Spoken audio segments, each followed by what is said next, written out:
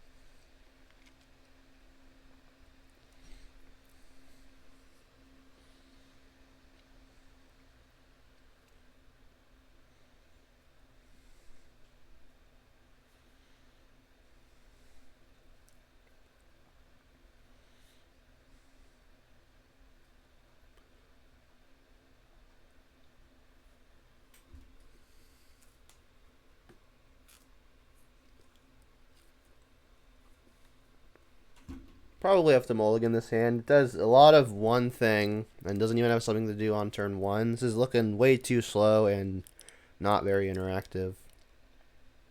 This is better. Spellbomb is probably going to be the weakest card. I'll just bottom that. I can decide what I want to do between these two depending on what my opponent does first. Basic Island makes me want to just cast Monkey, so I'll cast Monkey. I'll get Blood Crypt to do so. This is probably just Murktide seeing basic island. I suppose there are other things it could be, like it could be rhinos, but probably most likely to be Murktide. No red source into a burn spell to kill monkey is good.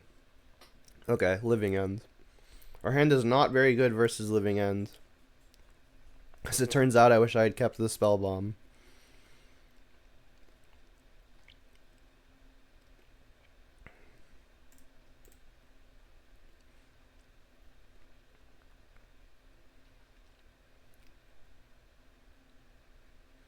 Alright, so I guess they're taking Inquisition to defend their living end.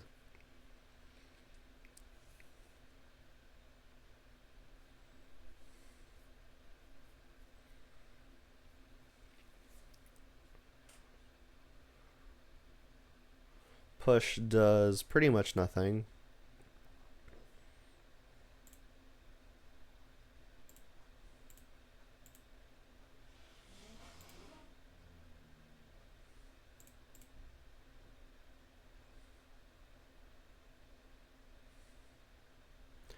I could cast turn 2 Liliana here. If they somehow don't have the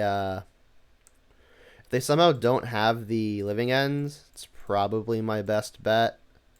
I'm not beating the living end at this point, so I think I'm meant to just pretend like they're never gonna have it.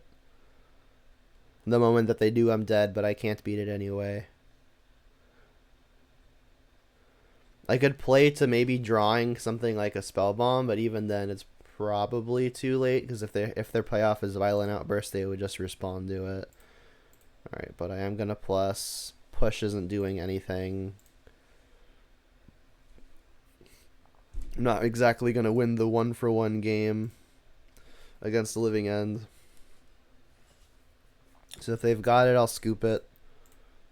They don't have the land, okay. So you're telling me there's a chance.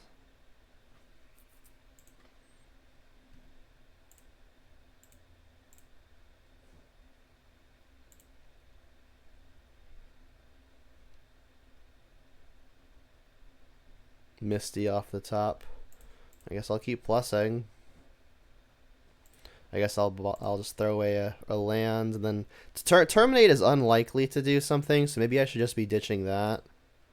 All right, they did discard a cascade spell, which means they have to have another. They just need the land.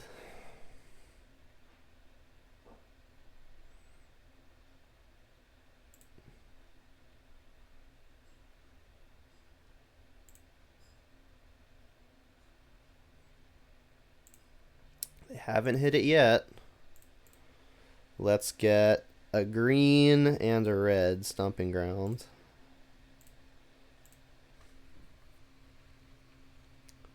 Bolt. Sure.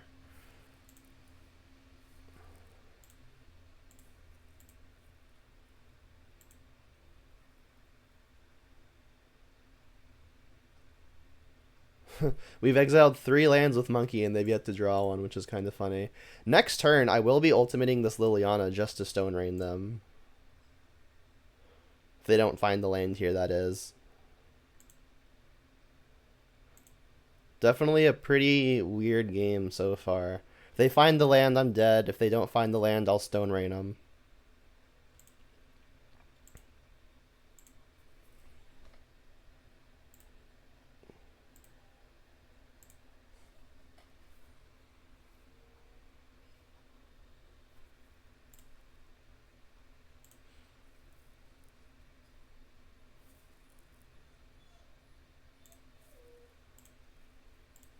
Alright, well, they're at least 2 turns away from a Cascade now. We hit a Street Wraith, which we can actually cast. Alternatively, I could bolt the opponent, put them to 5, play Seasoned Pyromancer. That still has them 1 short of being dead, but it cuts off all of their fetch lands. Or I could just play the Street Wraith and have them dead for sure next turn. And we know they can't Cascade, so this looks fine. Really weird game.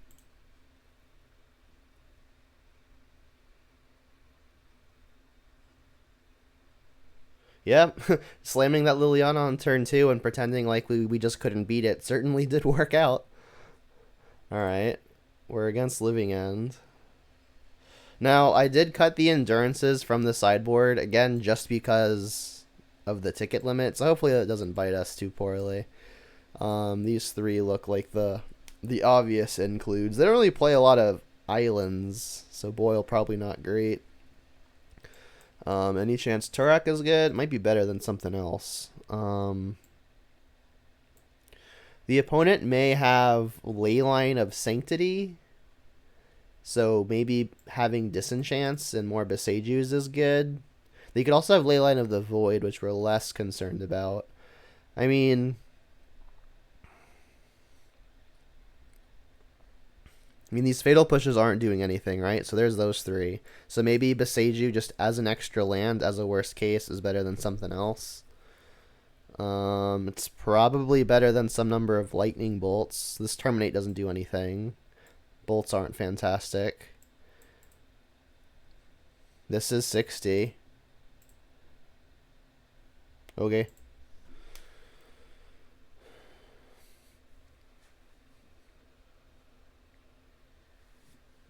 Yeah, obviously this would be a great spot for endurance, but again, ticket limit. I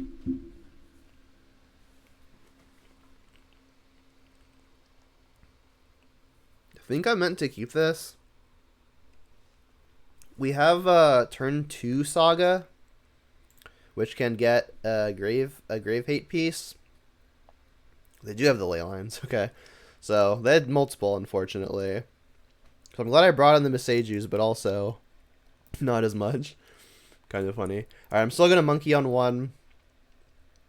Glyph's a fine hit.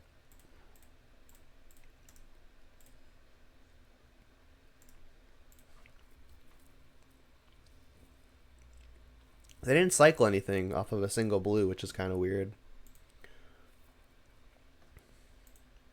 So we won't be able to spellbomb the opponent, but we do have access to a Soul Guide Lantern, which doesn't target.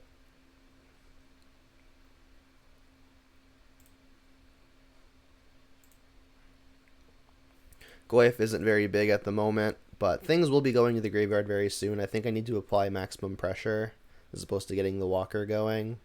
Can always play the Walker next turn. I could just play another monkey now to get creature in the yard, but that seems not fantastic.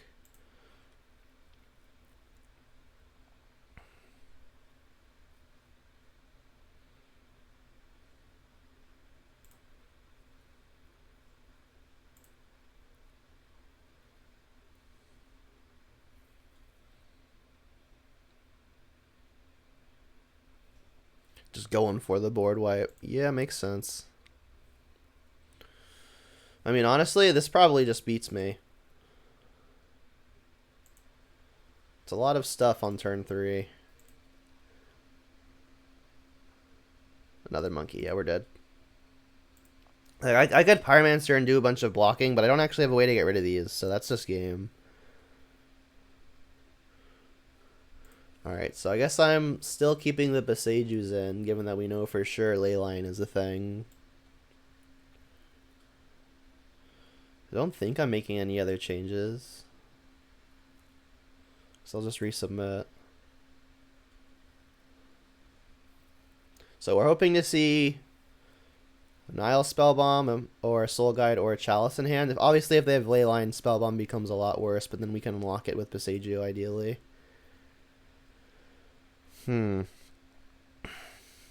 Needle doesn't do much. We've got turn 1 monkey, but nothing else. It's probably going to connect, which means we'll have 2 mana next turn, but 2 mana doesn't even do anything. I think I got a ship. This is much better. So I think I'm going to play the Chalice turn 1, because if we don't, the opponent's just going to have additional chances to find the Force of Negation. The on-board removal, things like Force of Vigor, are always going to kill it. Like no matter when I play it, because they'll just kill it before they go off. So waiting to play around like the on-board removal doesn't make a lot of sense. I think I need to play it sooner rather than later to avoid Force of Negation.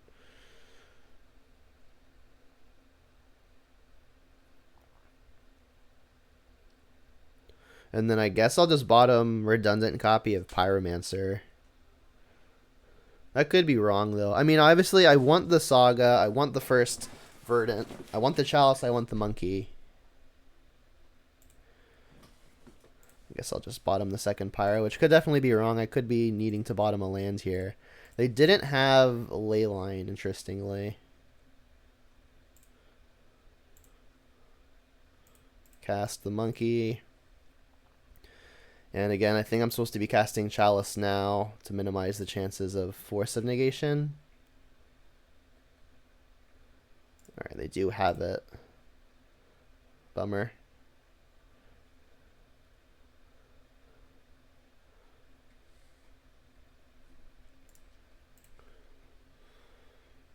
Alright, well, we drew the Pyromancer anyway. So I think what's going to happen here is I'll hit the opponent, make a treasure, I'll play Saga, and then cast a Pyromancer using the treasure that I create. And then this will ideally get like a Spell Bomb or something like that. This will add a little bit of pressure.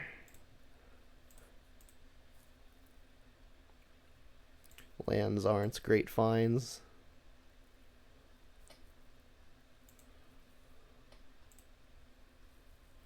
Steam Vents tapped. Yep. Liliana. Interesting. I guess we lead on attack. So unless they have 1-mana Cycler, Violent Outburst or Cascade Spell next turn wouldn't do a whole lot. Should I just cast a Shardless Agent? The alternative is just activating Urza Saga to make a, I guess it'll attack as a 4/4 next turn. I mean, attacking as a 4/4 is better than attacking as a 2/2. There are some duds that I could hit. Let's look at the list real quick. Let's see if our average hit is better than something else. So, Terminate's not in the deck, pushes aren't in the deck. So we would be hitting like discard spells, Grave Hate Pieces, or a Planeswalker or a Goyf. It's not bad. Let's do it.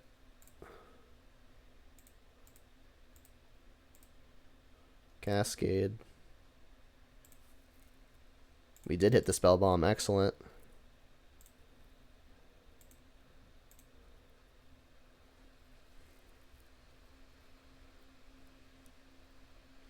See, now they just have Violent Outburst as a sweeper, which is annoying.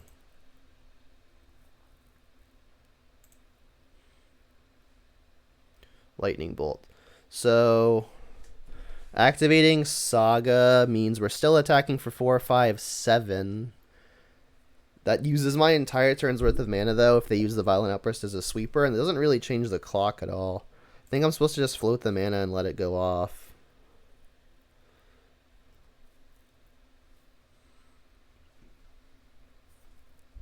And then this one can get Soul Guide.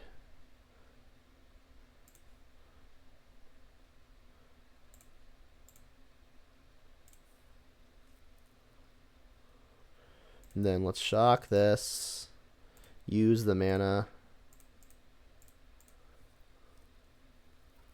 And then both of these cost 0 to activate. So let's just empty the hand. And then plus.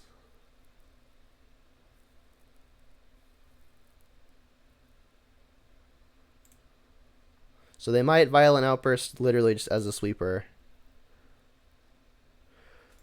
Oh, you know what? I should have plussed second main, because now they're going to get the grief back if they do Violent Outburst. That was a mistake. Crap. I'm going to get a Pyromancer back, which I guess isn't nothing. Should I pop the Spell Bomb? Should I pop a Spell Bomb literally just to not let them get this grief. Let's see. It goes. So I'm the active player. So the triggers when the grief enters and the pyromancer are going to go active player, non-active player. So they'll take nothing from my hand, right? So it goes active, non-active. So they're going to take a card from my hand before I draw 2. It's probably not worth it letting them have the 3/2. I mean, I do have the Liliana in play, so if they don't attack that, I get to kind of just kill them. Yeah, let's just do it. Yeah, this was a mistake, though. I should have definitely attacked first. That was my bad.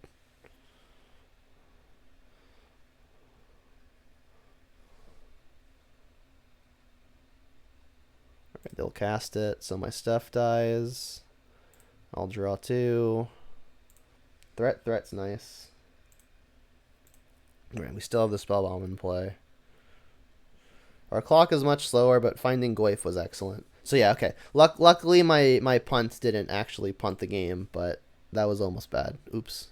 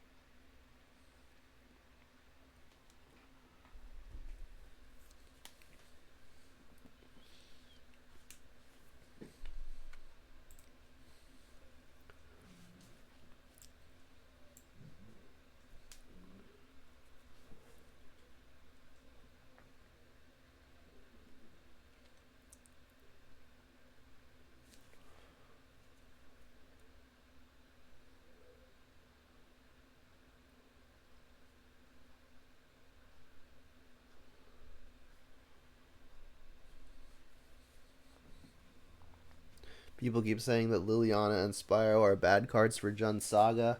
What are my thoughts? I mean, Liliana and Spyro are both powerful cards in certain spots, right? So I mean, I guess you just have to evaluate how often those spots are going to come up compared to the drawback of it being kind of clunky with the Saga, which is going to be format dependent. Tron. Alright, well, it could still be Eldrazi Tron. Push is a bad one. I guess I'll lead on Inquisition and just kind of hope that it hits anything. Alright, and it is regular Tron, actually. I saw Warping Whale and thought it was Eldrazi Tron for a sec, but nope. So they do have Tower. They're going to have Tron. I guess I take the Stirrings because I don't want them having a lot of looks at a payoff.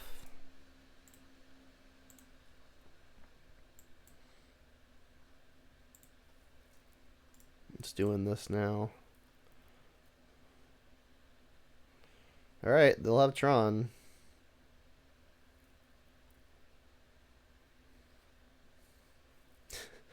Another push. Not great. I guess I'll Thoughtseize. We see not a lot. I guess I'll take another map. That one could get something like Blast Zone, which could be good.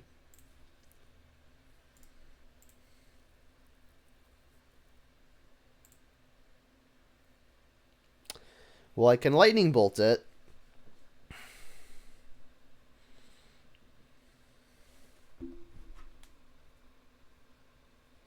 Oh, hey, isn't this the trophy leader?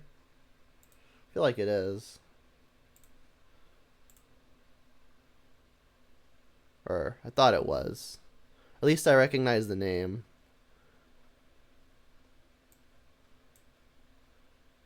There you go, they're right there.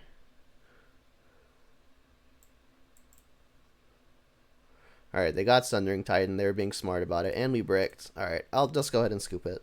Because, yeah, we bolt the car and they just have Sundering Titan. We can't beat that.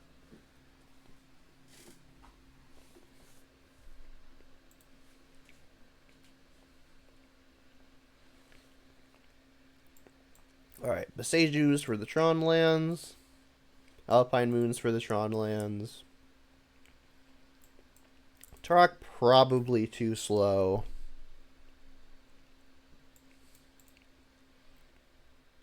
These Nile spell bombs don't really seem like they're going to do much of anything. Terminate is probably not where I want to be. Fatal Pushes also do pretty much nothing, though. Push probably worse.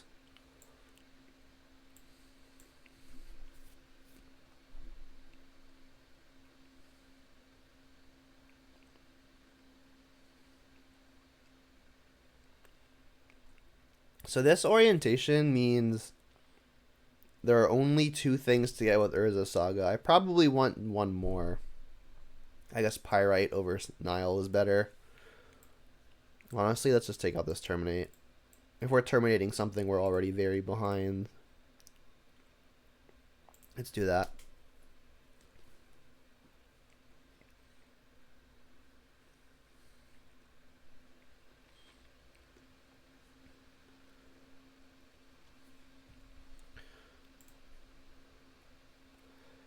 Yeah, keep. I'll go Inquisition on 1, maybe taking something like a Expedition map. But we can pretty efficiently keep them off of Tron here. Warping Wheel doesn't do anything substantial. I guess if I find a monkey, it will be annoying. But Sylvan Scrying is also bad for me. They've already got 2 power. They've already got 2 Tron lands. Let's just take the Scrying, I think.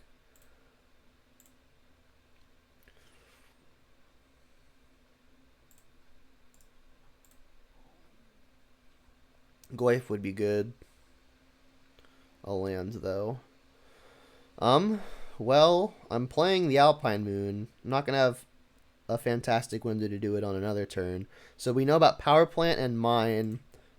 I'll name Tower so they don't have a free color mana. Urza's Tower. And then I guess I'll just play a fetch and say go.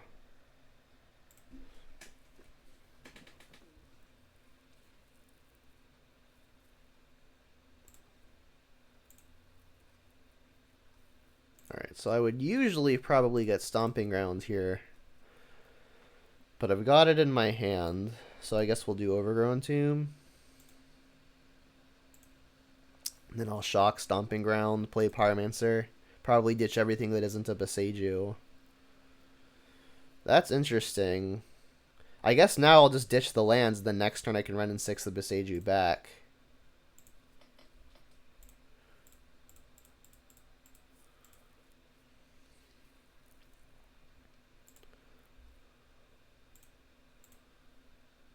Okay.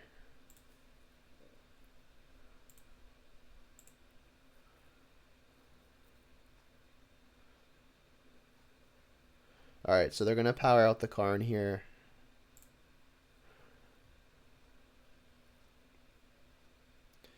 The good news is if they minus the Karn, we get to attack it for 2 and then ping it with the Ren and 6. We can kill it that way. If they plus it, things could be more problematic.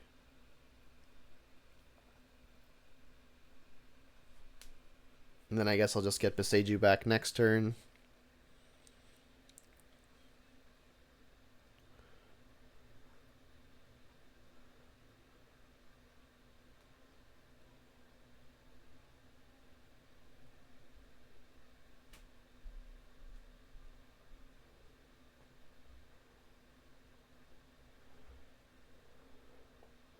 Them having 2 basic forests just in their hand makes Beseiju even better, right? They play what, maybe 4 basics? I think that's typical. If we can start looping it with Ren and 6, maybe we can just get them off of lands sooner rather than later.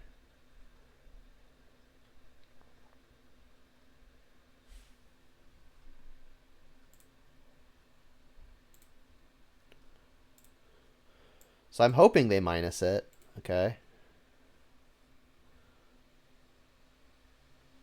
Get a crypt. Oh, bummer. Makes sense, though. Alright, we get to kill the Karn.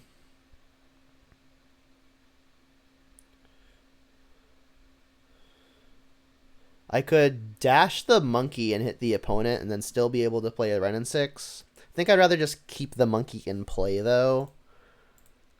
Which means I'll do it this way.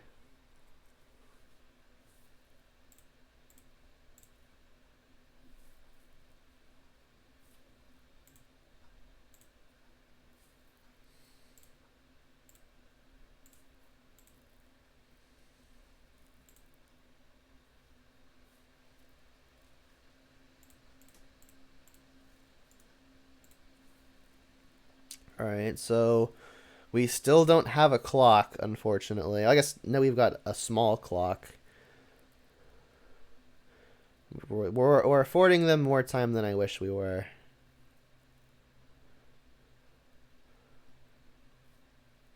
Alright, they found the tower. Have a backup Karn.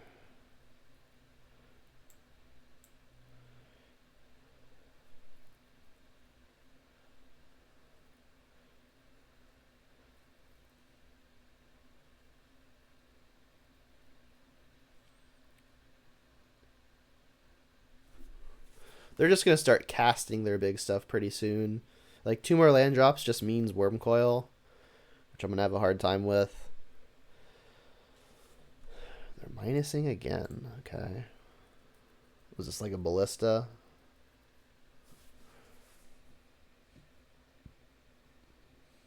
Ratchet Bomb. Okay. I guess they're aiming to take the Tron offline.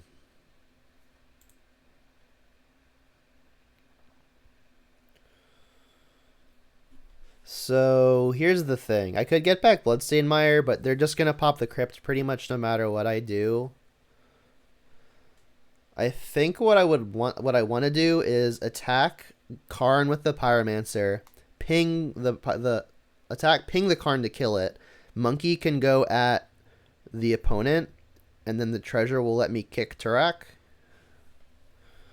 think that's the play.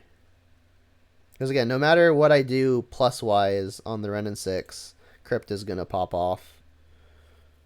So this will go at Karn, this will go at the opponent.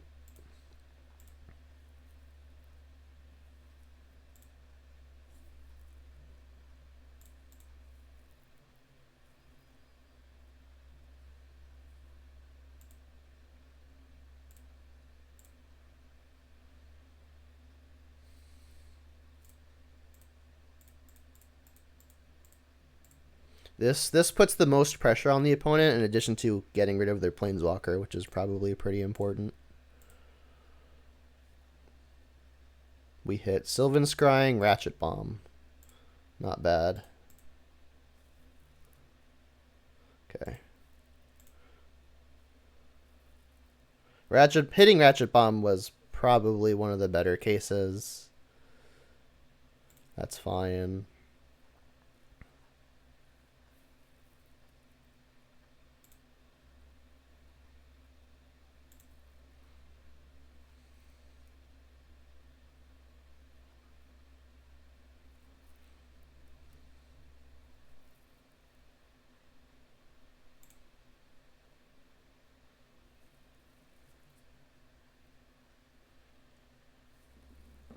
Yep.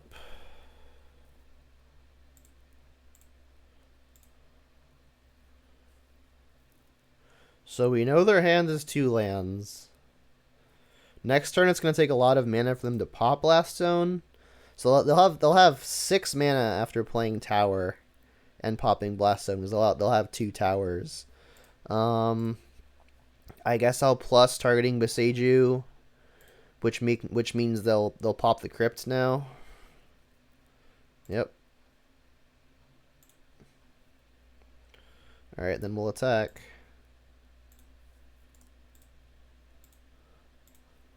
Hit you for 8. We do have lethal next turn between 2 different Ren and 6 pings. So I think what I'm going to do then is play Liliana, which I do want to plus, which means I'll just discard my mountain and keep the Ren and 6 in hand.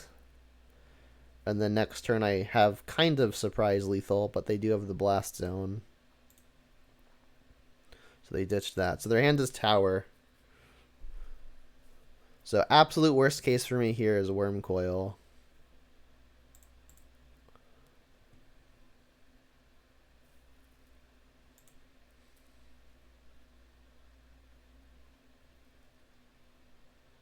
Sure. Still do a lot with 5 mana.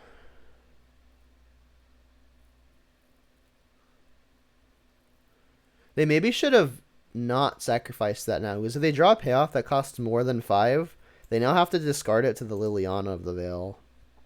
Whereas most of their payoffs cost more than 5. So if I were the opponent, I think I probably would have waited there. Found the monkey. So we can attack for 7, 8, 9, ping them with Ren. That should just kill them. I guess I want to plus this first. And then just ditch the Ren and 6, right? 2, 7, 8, 9, 10. Yep.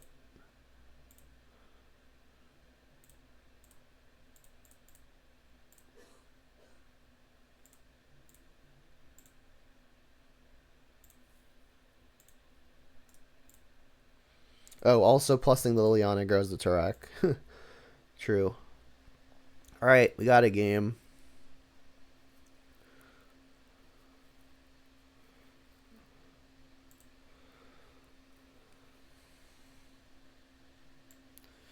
I don't think I can really change much. Turok was good there. Is it better than something? I don't think so. I mean, all this other stuff seems like it's going to be just fine. I think I'm just resubmitting. I guess I could take out like some number of lightning bolts. Maybe Inquisition of Kozilek's, especially that I'm on the draw. It's like on the draw, Turok is worse too, but it might be better than Inquisition. I guess like the most relevant thing we could take on the draw would be something like Sylvan Scryings. If they have a map, they're just going to play it on turn 1 before we even have the chance to look at it.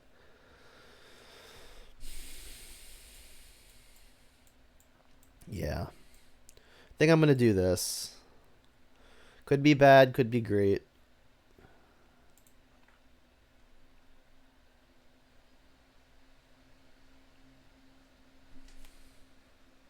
We've got Ren and 6 Beseiju, but we don't have another land, but we do have Monkey.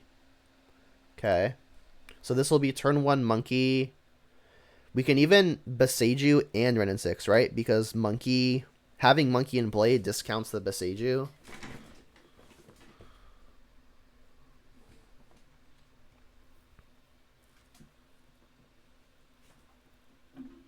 So this hand's kind of good.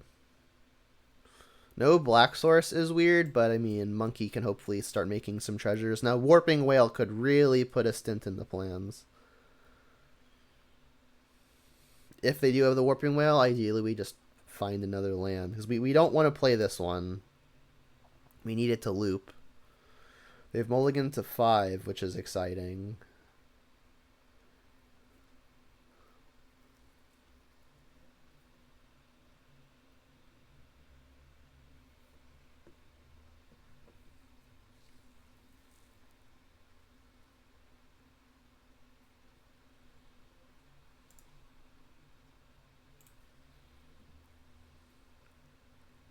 We'd love to find a black land for some insurance.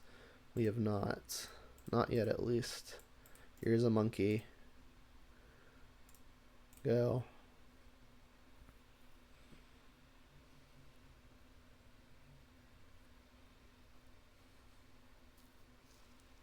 There's the scrying. There's the Urza's tower. Alright, so we're going to have to be Besejuing this turn. Land? Not a land.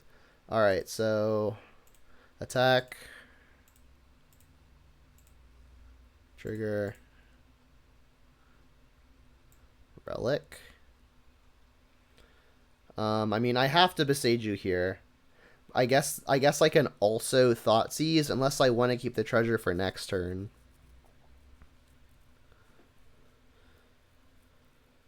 I think I want to Thoughtseize them.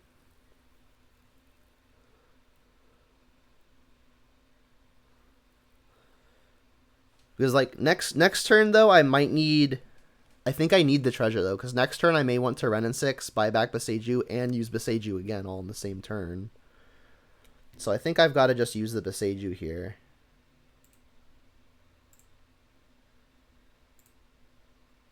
Which I guess means I should draw step it, right? I want to do it in their draw step. I want to maximize the chances that they draw a basic. So in your draw step, Beseiju will land.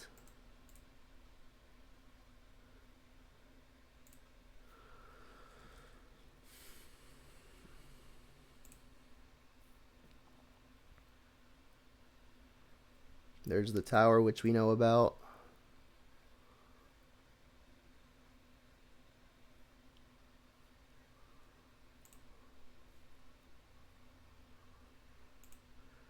Alright, so ideally we find any land here. Not exactly.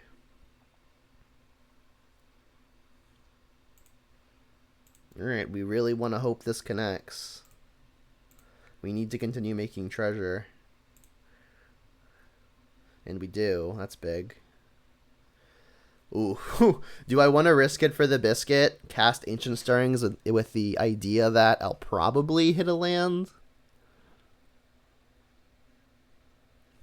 If I don't hit the land, I go Ren and 6. The thing is, if I hit exactly only one land and that land is Urza Saga, it also doesn't work.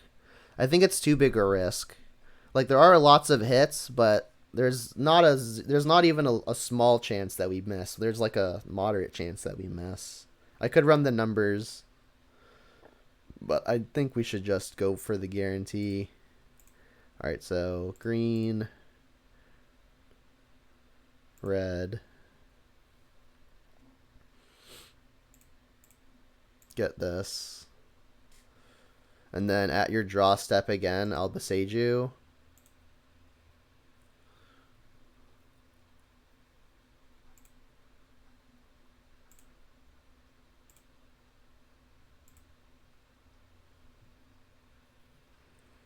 We've got the loop now. We can't kill basics.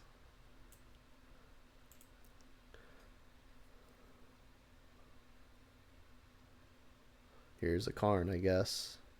Yeah, so if they minus the Karn, we can attack it and ping it, but then we're not looping Beseiju, which is unfortunate. This might get like a Needle, which we could Thoughtseize. Okay, they get Crypt. Crypt makes sense as well.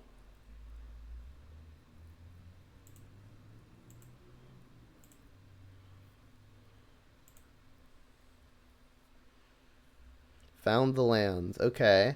So I can attempt to buy back a Beseiju. They'll pop the Crypt. I could attack the opponent and just Needle the Karn.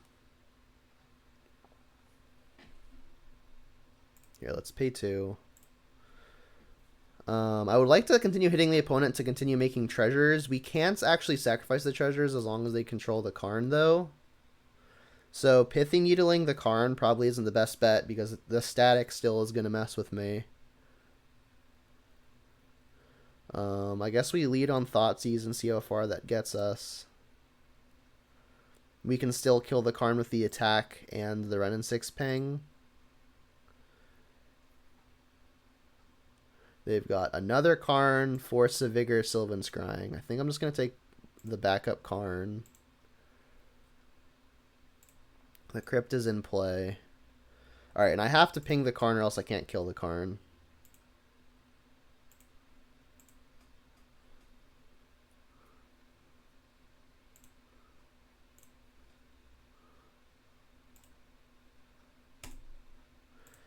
So, knowing about Force of Vigor means that unfortunately this Pithing Needle probably isn't doing a whole lot. But casting it now would at least mean they have to use the Force on it. which means that they may be forced to hit me with the crypt, which means that maybe a future Beseiju can get things moving. So I'll play it and name Tormod's Crypt. Now that they've popped it, I get to name something else. We've already taken 2 Karns out of the opponent's deck. They're far from Tron, so maybe it really is just more Karns that we're worried about. Let me quickly look at a Tron list. MTG. Just to like get a scope for what I'm worried about. One of the things that immediately comes to mind would be Oblivion Stone.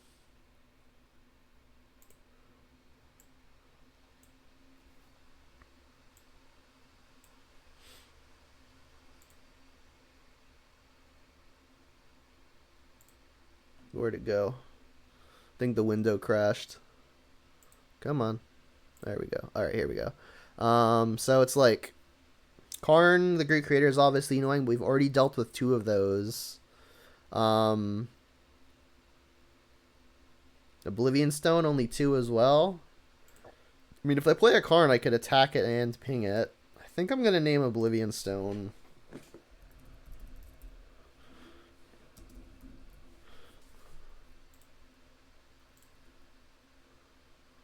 And you're up.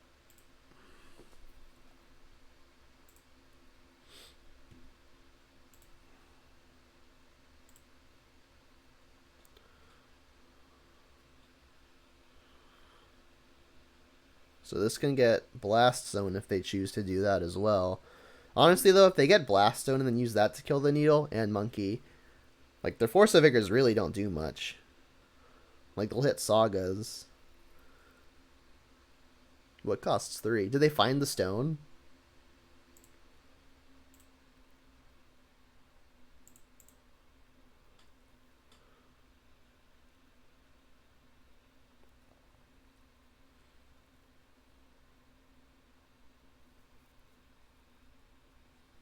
They did. Alright. Well, so now they're probably going to force it for sure. Force the Needle, that is. It costs 5 to activate, so they need to find the land.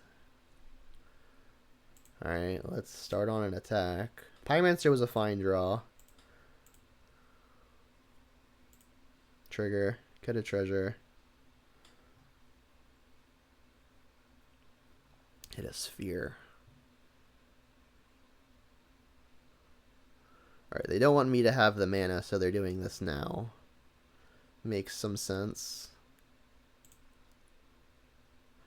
I could cast the Goyf, but that gets fed right into the Oblivion Stone.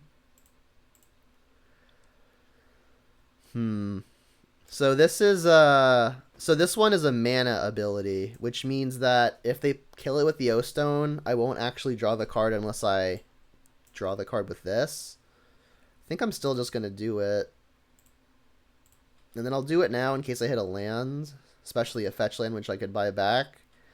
I don't think it matters what I make here. I guess let's just make black. Nope. Alright, so I'll ping them.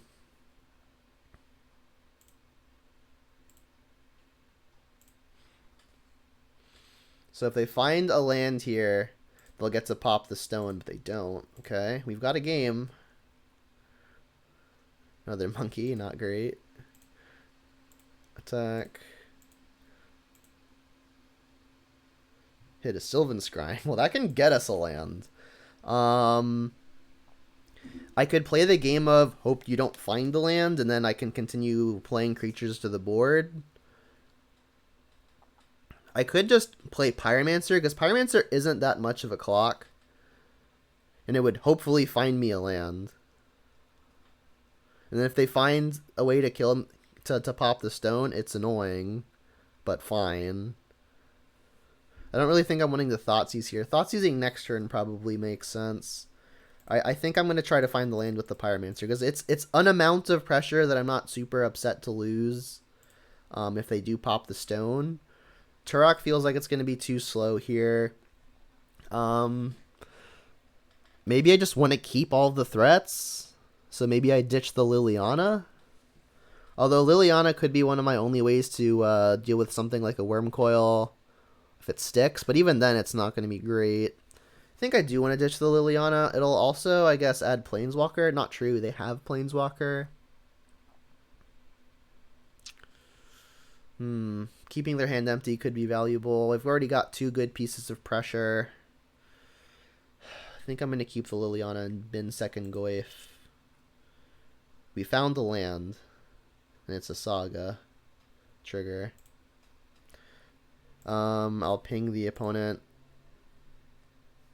And then pass.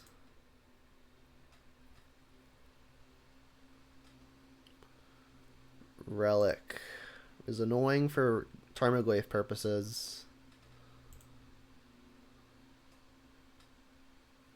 Map. Okay. Well, they can't both sacrifice the map and the Oblivion Stone in the same turn because they're 2 away from Tron. There's the fetch. So we're attacking for 6. I guess let's hit the opponent. See how far that gets us. Did I take all of the lightning bolts out? I'm just trying to remember. We hit a map.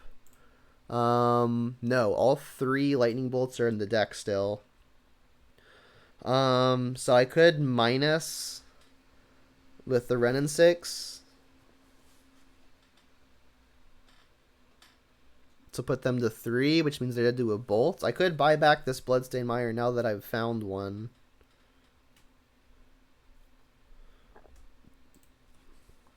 I think I am just going to ping them. So then how do I maximize the rest of the turn? I guess I play a Liliana and make them discard a card. Which means I get to play their map for free as well. Alright, so let's sacrifice this, because this is second black. I want to keep the treasure if I can. I guess they're going to be popping the stone, so maybe it doesn't matter a lot. Alright, so there's the swamp.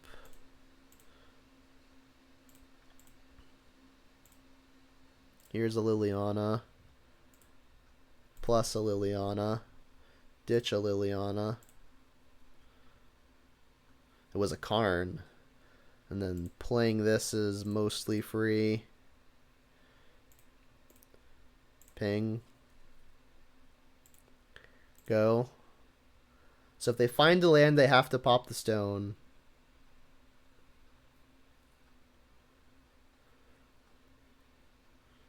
And then I'll just have Saga afterwards.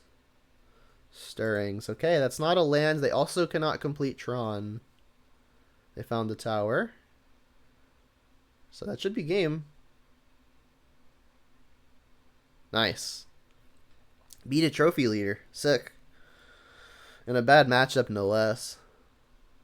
But Seiju was great. Who knew? Remember, if you like what you see, you should definitely drop that follow. It's a great free way to support my content, and all of it gets uploaded to my YouTube channel, which is, if you haven't seen the YouTube channel and you would like to, the link can be found in the description of my Twitch channel page, or you can search my name, which is right here below my image.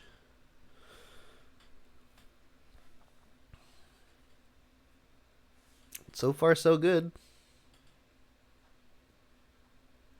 The Pyromancers have been not fantastic, but they've been fine, and fine has been good enough. So far, at least. What's up, KO? How you doing? Yeah, Ren is a great card, but Seiju's a great card, and they're phenomenal together. We would like to go first, yeah. Yep, turn 1 monkey. Can't say no to that. So I'll go Blood Crypt. That'll give me access to push and Thoughtseize on 2 if I want to also play Saga.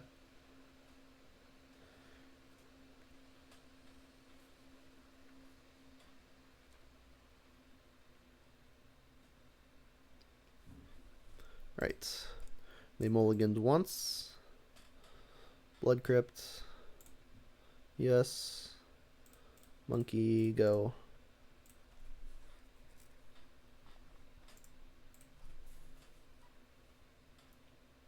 Secluded Courtyard. Goblins. Vile. All right, well, I get to get in, so let's start with that. Come on. There we go.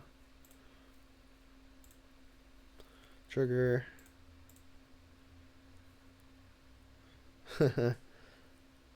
Okay. I guess I'll start with Inquisition here. I will take the one that's good against Monkey.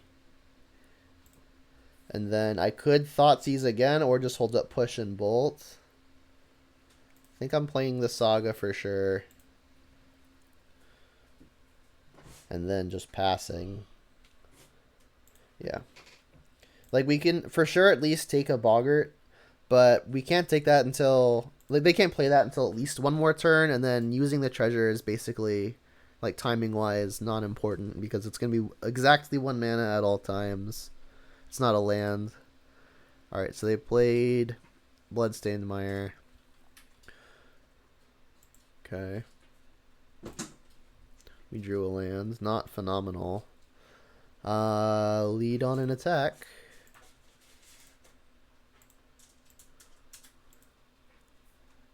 Trigger. Flip to Cavern. I'll play this.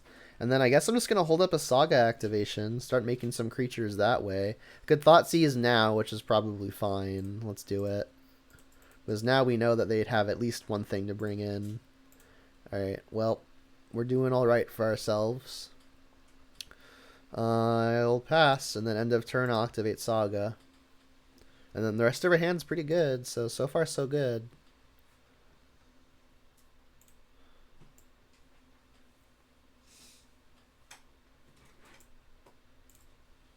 This flashing stuff in could be potentially annoying. So, I mean, it's probably worth it to Besage it at some point.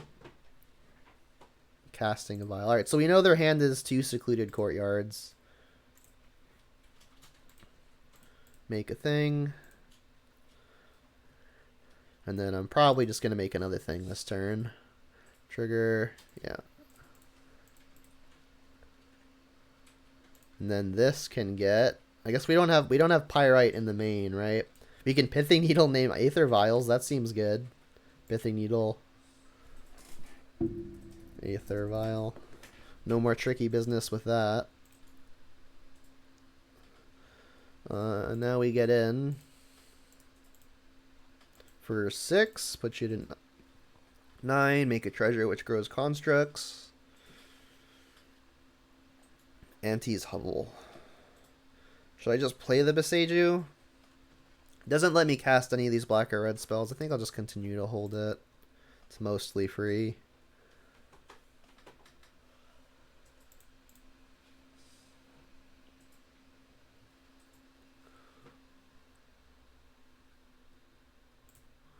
So their hand is Secluded Courtyard, 1 unknown. What did you find? Trash Master. So sacrifice a goblin, destroy an artifact. They don't actually have any other goblins though. I'm not gonna bolt this end step because it's a treasure. It's exactly 1 mana at any point. Alright. Well, let's just kill him, I suppose.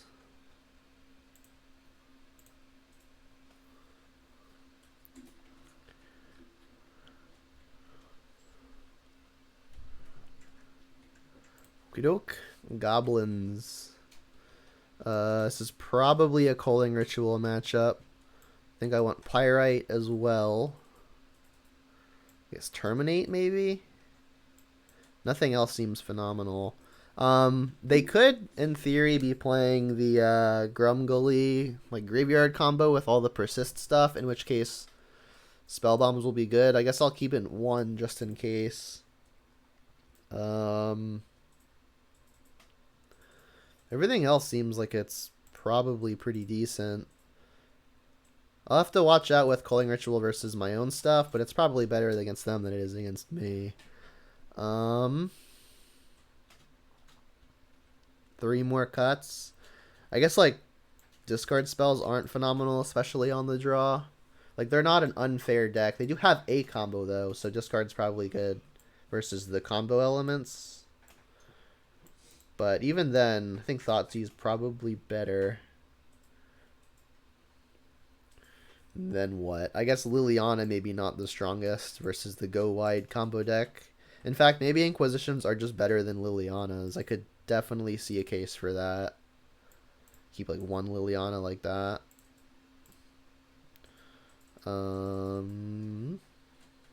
Yeah, let's run it.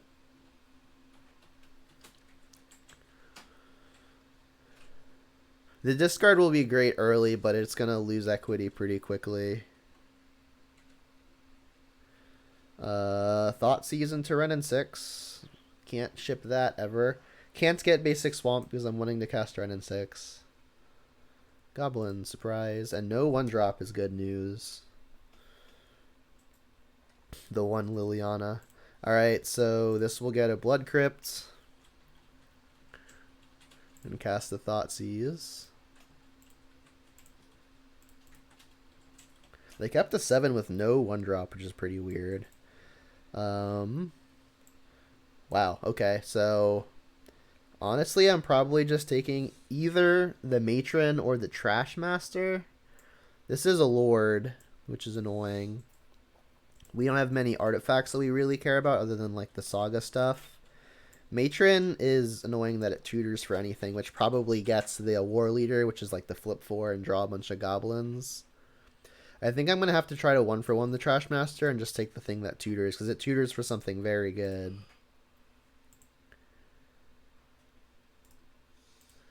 And then hopefully they don't draw an X2 here, or a 2-mana X1 or X2.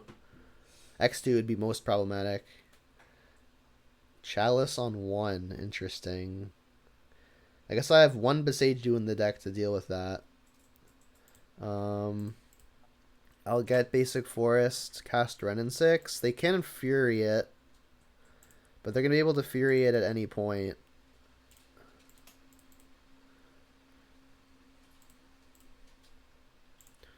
I guess I could have cast Tarmogoyf instead, but that would get Furied, and Goyf is my pressure. My more pressure is going to be more valuable than just this random Planeswalker. This is not a Goblin. Elemental. Okay. So they pitched Tarfire. So their hand is Trash Master +1.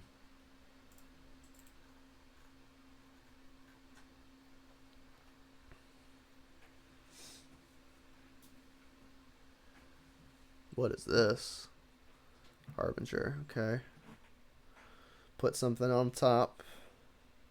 Snoop makes a lot of sense. Another land isn't great. I think I need to start getting this Liliana down. They've got Snoop on top. Okay. I probably want to get a second red into play for Seasoned Pyromancer purposes. Yeah. For Seasoned Pyromancer purposes. So maybe I should just fetch stock another Blood Crypt right now, because I want double black also for Liliana. So it would be Blood Crypt if I fetch shock. Would obviously like to get the Urza Saga going, which means I could just Goyf. But Liliana is probably better because we can kill this and then next turn get rid of something out of their hand, which we won't be able to guarantee do moving forward. So I think I'm going to fetch shock a Blood Crypt. Get the Lilian minus. Blood Crypt, yes. I mean, I could just plus it to get rid of the probably Trash Master. They would attack this for 2, but if they just play the Trash Master, they would get to attack the Liliana for 3, which then means Liliana no longer edicts, and I don't think we can afford that. So here's the Snoop. Their top card is Siege Gang Lieutenant. Alright, well, the silver lining there is they're going to draw that next turn, and we know they have 2 4-drops in hand. I mean, they're about to ditch one. This gets countered by Chalice, so we could just ditch that.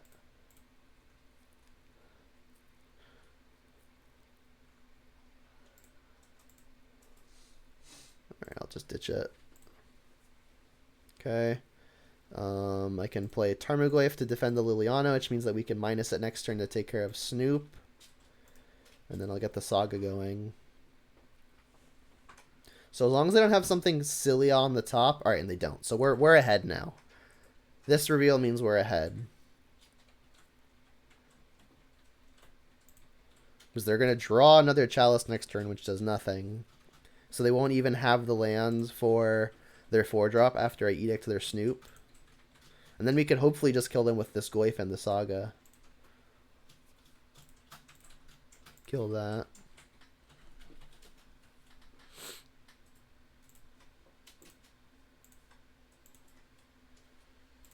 They're drawn Chalice, which does pretty much nothing. Hit you for a crap ton. I guess a moderate amount. And then I'm probably just getting Pyrite Spellbomb with the Saga.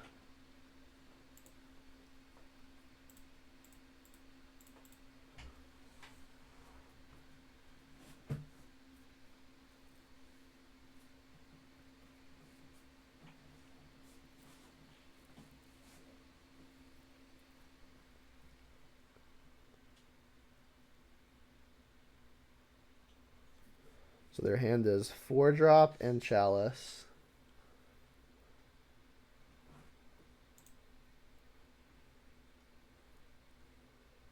Bolt is countered by the Chalice that's in play. This, however, can get Pyrite. We could also just get Shadow Spear. If they find the land, they're gonna play their War Leader. Yeah, Shadow Spear is probably better. Alright, and then this is a 5/6. We'll equip it here.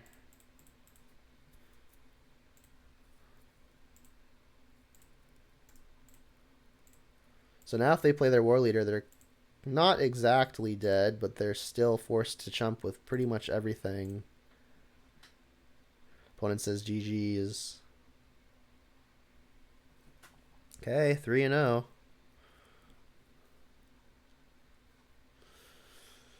Alright, we all know what Jund deserves, right? It's a 3-2. So we know how these next two are going to go.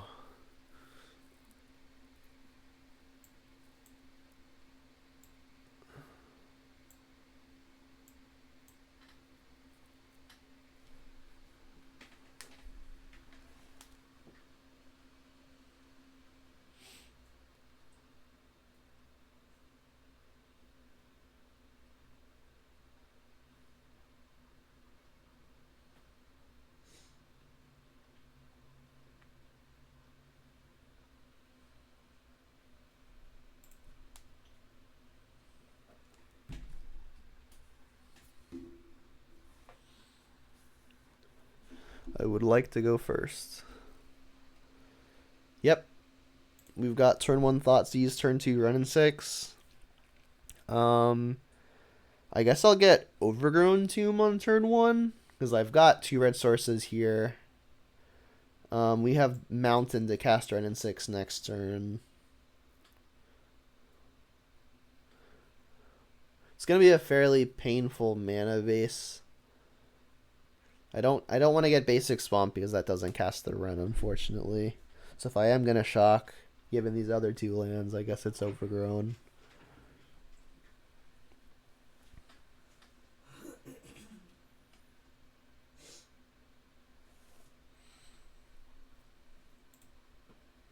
They mulliganed once, which is nice. Alright, sacrifice. Alright, this is the part where we hope to see a hand that's not full of lightning bolts and lava spikes.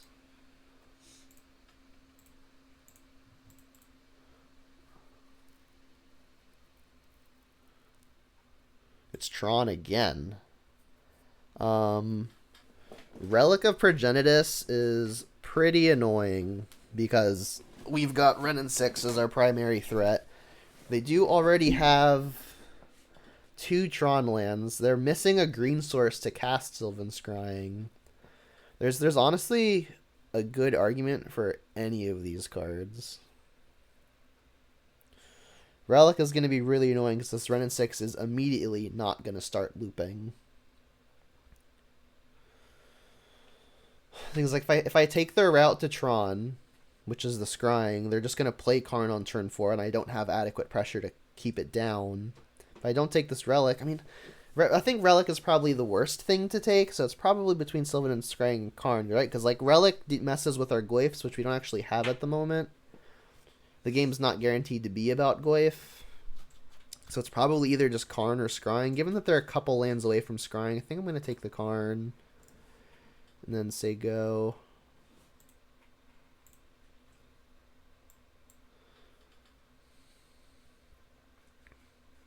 We will get 1+ off of... Oh,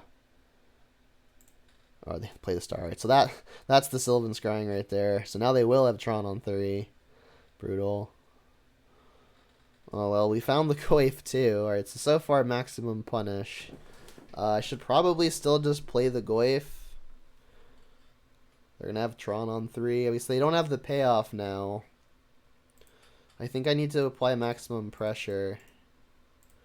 Yeah, an egg was their best draw. And here goes Tower.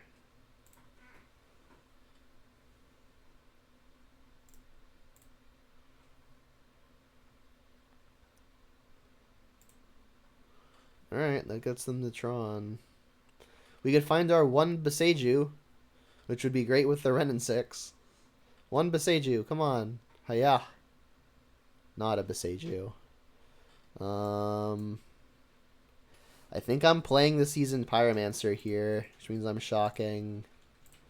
If I ditch Planeswalker, I can hit for an additional point here. Actually, they already have Planeswalker. I guess I can ditch Enchantment. Definitely Terminate. So it's like, do I want to ditch the Ren and 6 for an additional Elemental? Probably, honestly. The Saga could be worth something. Jeez. Alright, well. Hit you for 5, I believe. Alright, so far things have not gone as smoothly as they could have. There's the mine.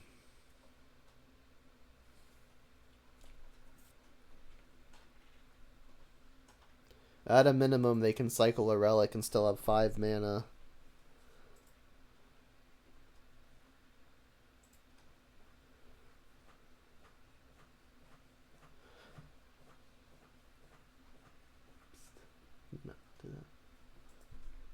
Alright, and they drew the Karn. Jeez, so they've drawn very well, unfortunately. What do you even get here?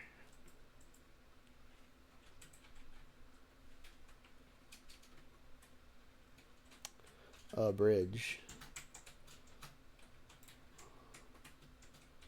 Okay. Alright, well, more lands are bad news. So I guess I have to, this can't attack. 3 have to go here, 1 has to go at the opponent.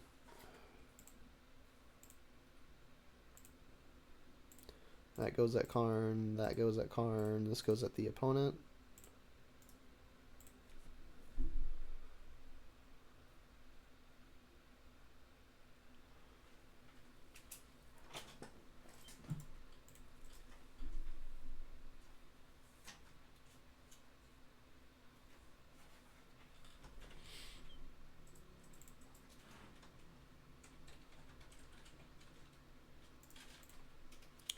They've drawn very well. Okay.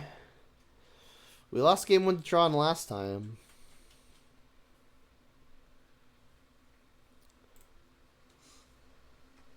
Okay, so we brought in the Besejus, the Alpine Moons, took out Fatal Pushes, and the Terminate.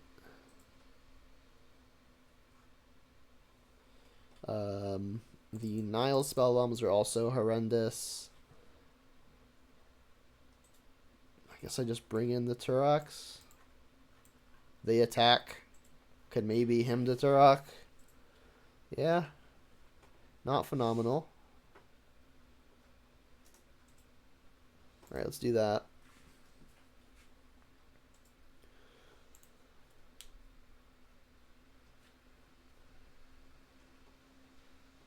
So we're looking for turn 1 monkey.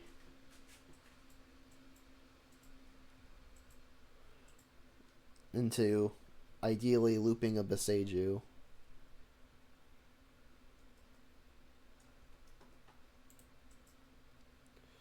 We've got the Beseju, we've got the Alpine Moon. Double Urza Saga, though, is really annoying. We can't actually play the Goyf without playing this Beseju. So, like, this is a very good anti-Tron hand.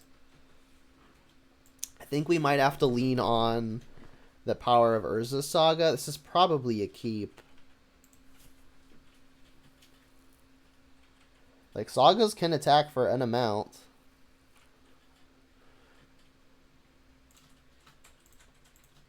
And then I'll just randomly name one. I guess let's name Urza's mine. Why not? Urza's... I most ideally, I name one that they don't have in their hand because this makes it produce any color. So I'm going to hope that I didn't name one that they've got in their hand.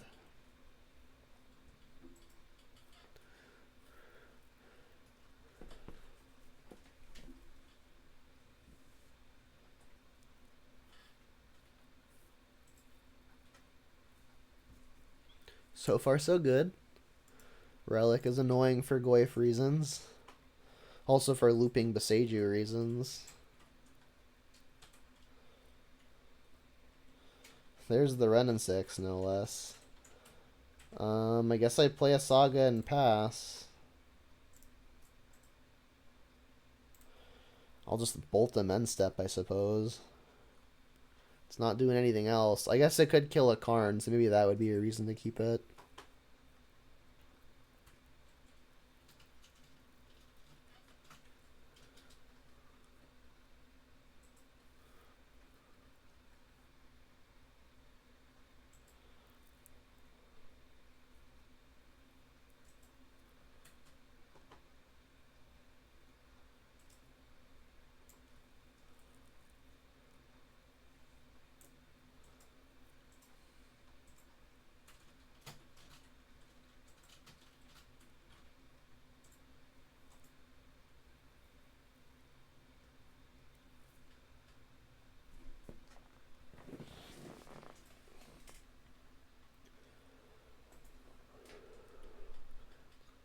Well, we have named the correct Tron land.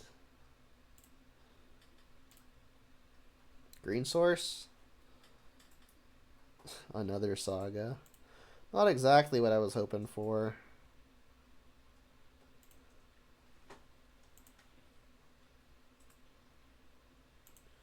Alright, I guess it's time to start activating Urza Sagas.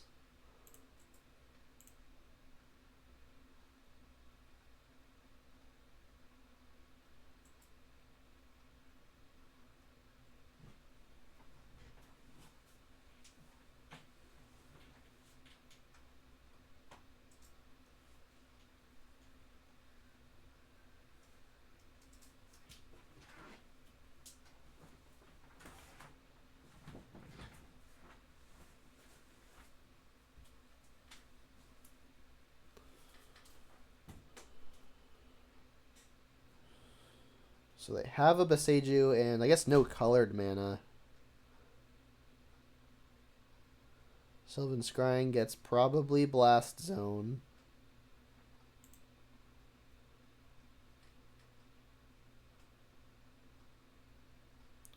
We got another mine. Oh, the first mine. Okay.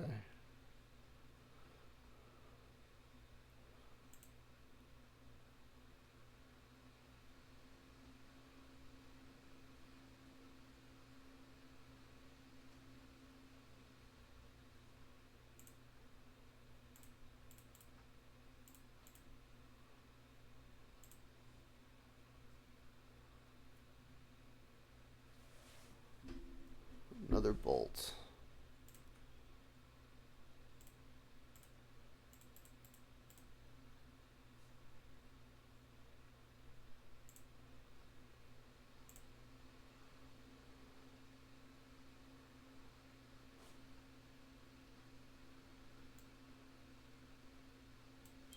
I guess I could needle name Relic.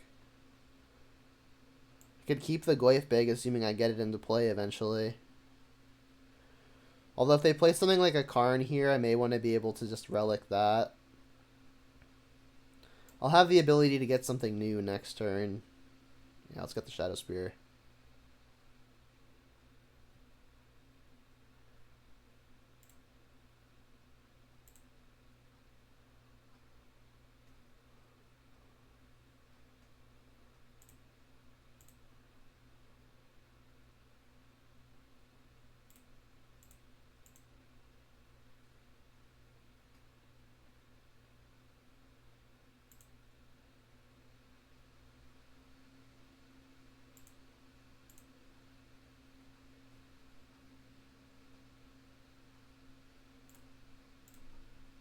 So we really don't want to draw the one remaining Urza Saga target, which is the Pithing Needle.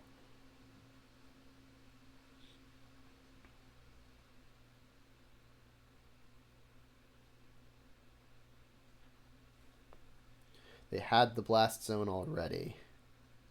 Bummer.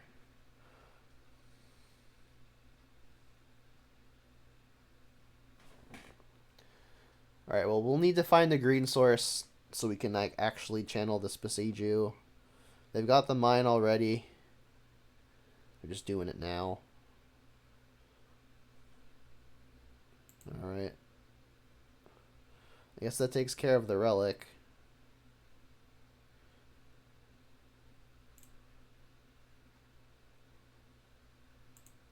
Alright, come on, green source, green source, green source.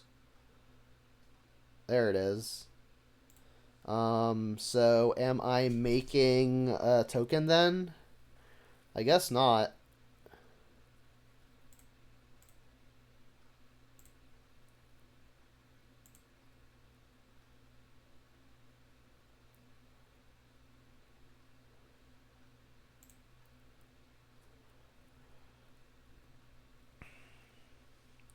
Well, I'm taking them off of Tron here. Which means what? I guess what's the worst thing they could do to me with still 4 mana? I'm not sure. I guess we still have this list up from earlier.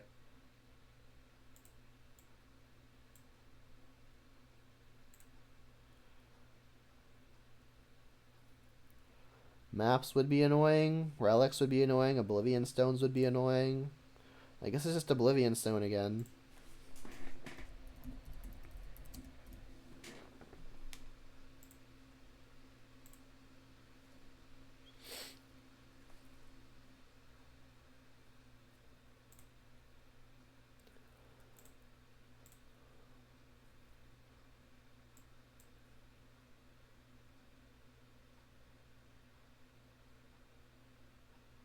When I get Stomping Ground, so I have maximum red, so I can maybe double bolt them in a turn.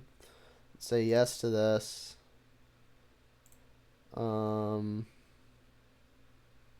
Use the mana to kill the tower.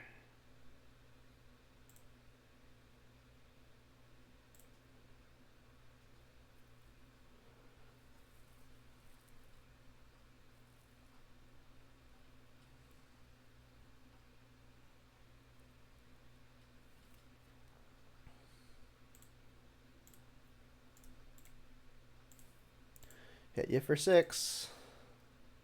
So we do have them dead next turn with the 2 lightning bolts that they don't know about. So hopefully we can kind of surprise them with it. There's the mine.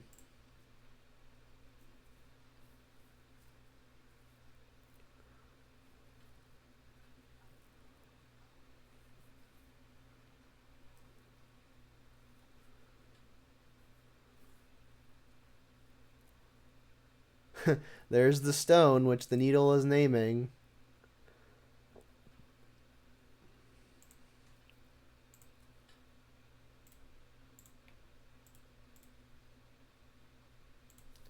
So this other bolt does just kill him.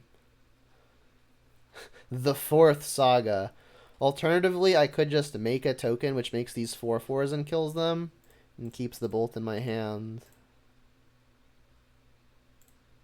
This doesn't actually get anything.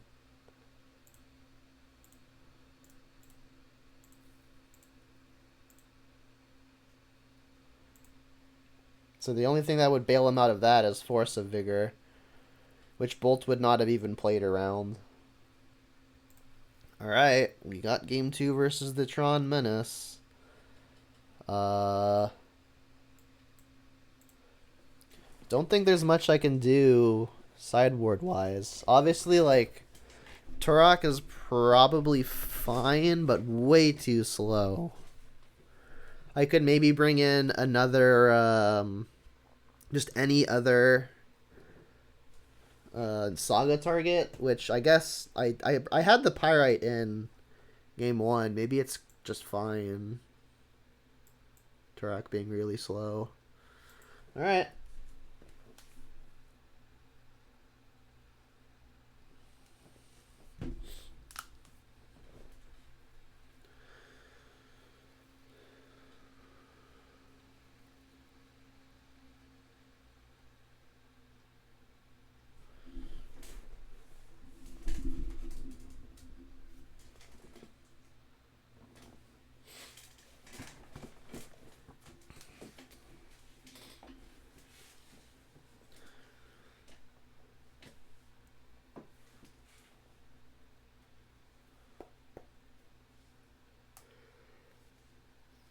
We've got no pressure, but a way to disrupt Tron and a Renin 6, which means that if we find Beseiju, this hand could be excellent. If we find a threat, this hand could be excellent. I think I have to keep, but it's definitely risky. I don't think my average 6 is going to be significantly stronger than this, but it could definitely be significantly worse.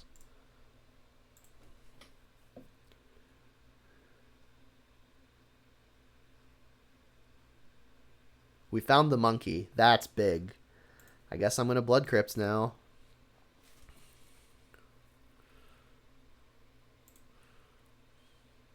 We can Alpine Moon them next turn in order to take them off the Tron before they get to the actual Tron. Monkey was probably our best draw, so that was a stroke of luck.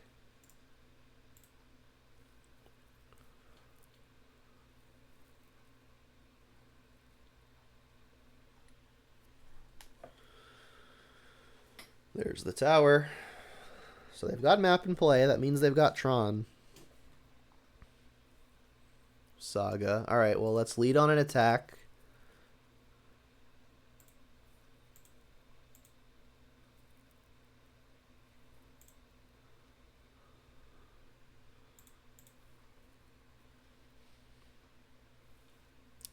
We hit a Nature's Claim. Alright, I guess I lead on Thoughtseize here, and then I can Fetch Shock Stomping Grounds in order to Alpine Moon. Alright, so here's a Thoughtseize.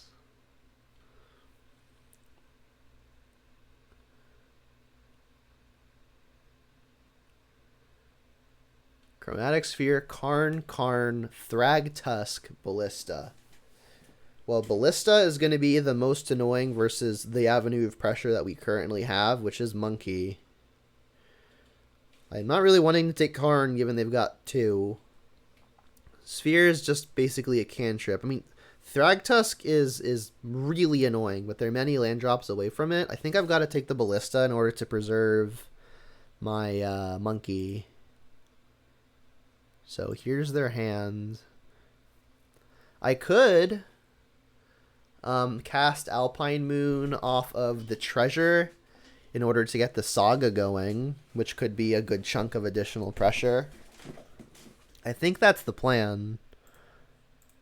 So we'll make red, cast Alpine Moon. In the event they don't get a Tron land here, which they could just get Blast Zone, honestly, I'm gonna name the Tron land they don't currently have. So Tower, Power Plant, and Mine. Urza's Mine. So they could still get Blast Zone here, which would be annoying. Play a Saga, go. I guess we hope they don't do that.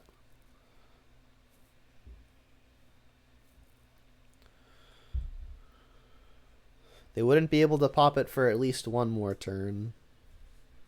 They got the mine.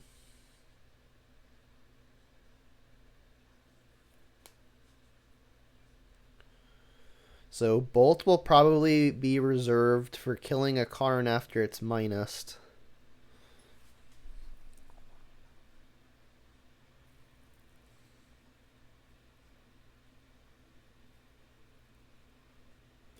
So it's shaping up to be a close game.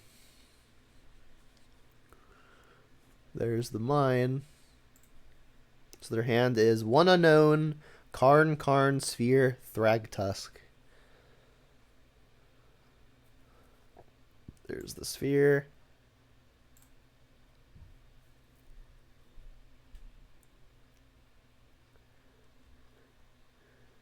No Sylvan Scrying. Just pass. Just pass. Okay.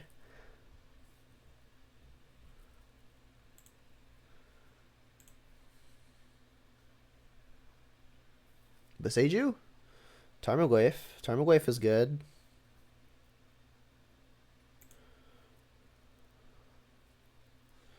Alright, let's lead on an attack. Jam. Power plant off of the top. So I could make an Urza Saga token here or deploy Tarmogoyf. Tarmogoyf does hit for more.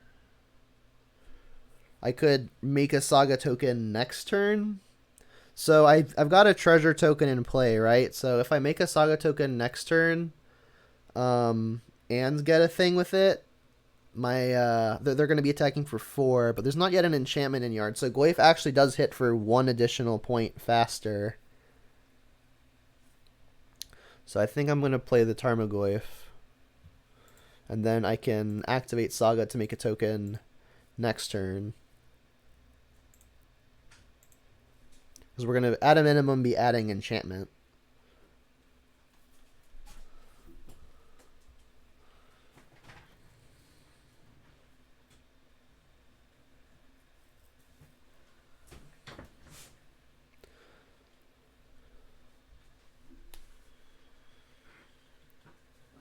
They found Blast Zone. Jeez.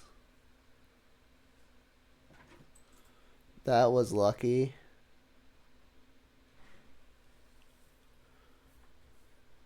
They're just popping it now, though. I guess if it was going to go poorly, I'm glad it went this way. Because they could have, they probably should have waited until this was sacrificed, because that would limit the number of things I could get.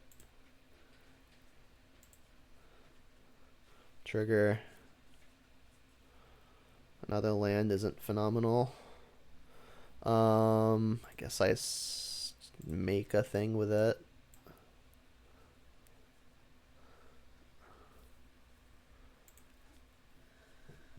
Get. I guess I want a Pithing Needle named Karn. I won't be able to use my treasures if I just ignore the Karn, but that would at least mean they can't minus it to get something hefty. So let's Needle. Naming Karn the Great Creator. The Great Creator.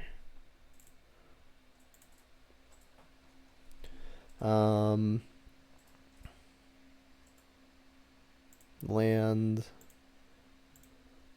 Sacrifice. Blood Crypt. Yes. Green. Let's attack before I return Saga.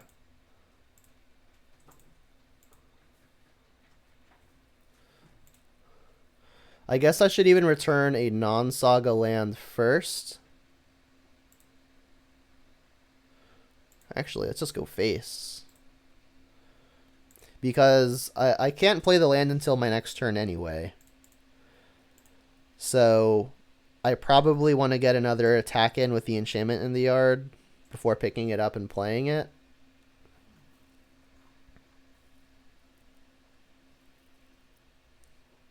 They drew a forest. Oh my gosh. Here comes Thragtusk.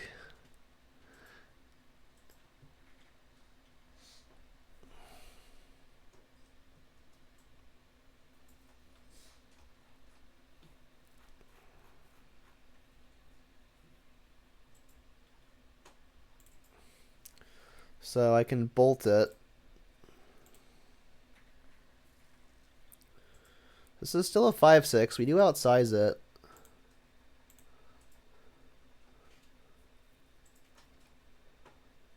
Come on, deck.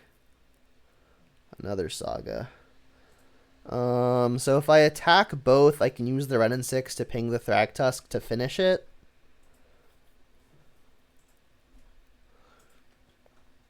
I think that's the plan. I don't have a way to put another artifact into play. I could just save this until I get another copy of Saga going. But I think I need to get this out of the way so the Glyph can start connecting. It's definitely awkward.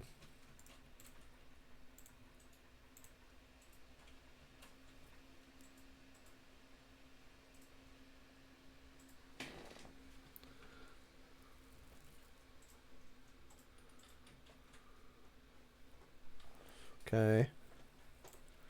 Having drawn another Saga means that I don't actually need to plus this Ren and 6 to get this one into play, which is, I guess, a little nice. I mean, if they can somehow draw blanks for this turn and next, we could get there. Otherwise, it's going to be difficult.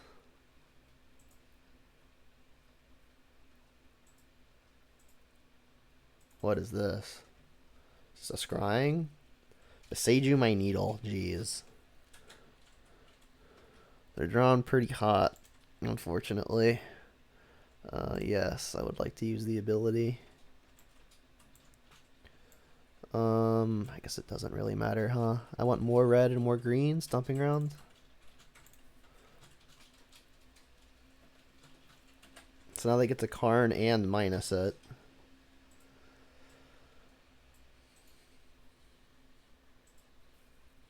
Yep. Yep. Probably going to get a bridge. That's what they did game 1.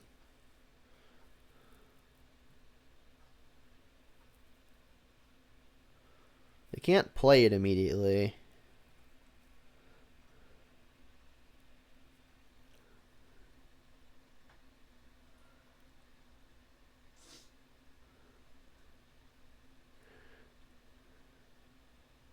Jeez, they blew Blaststone. They drew Blaststone at the perfect time. They drew Forest at the perfect time, and then they drew Beseiju at the perfect time. Back to back to back. Wait.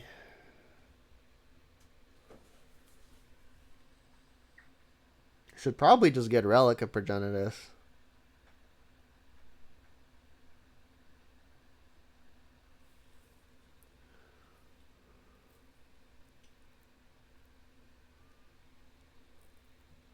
They got a Ballista. They're just going to kill the Ren with it. This bolt in hand at least means I'm going to be able to kill the first Karn. Ballista for 1. Sure.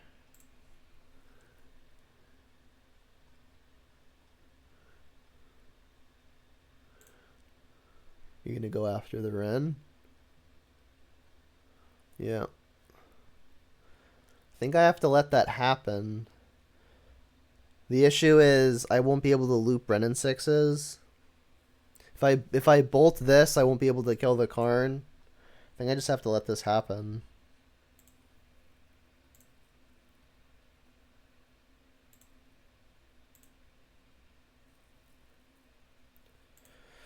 So, if I bolt the Ballista now, I can go after the Karn with the Goyf. Alternatively, I could just go after the Karn with the Goyf, and if they block, great. That's still the same result, though.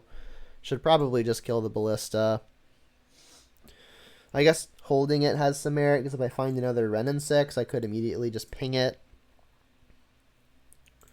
Seems a little risky, because, like, I have 2 mana tied up in Saga, so if I draw something that costs 3, like a Liliana or a Pyromancer, I'm gonna need all of the mana I have available.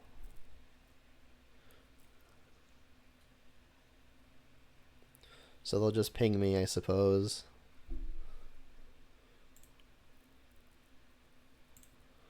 Alright, so first Karn I'll be able to kill. So we need like a Pyromancer or a Lily. Okay. Rewarded.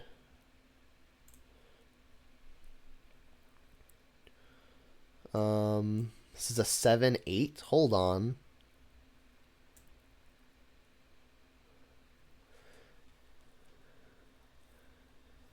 I'm not realistically beating this other Karn, right?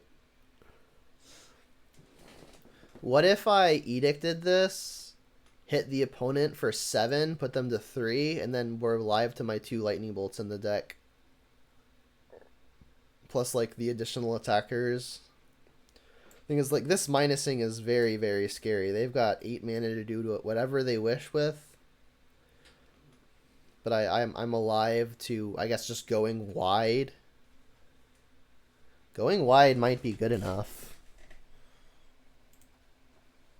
I think I'm going face.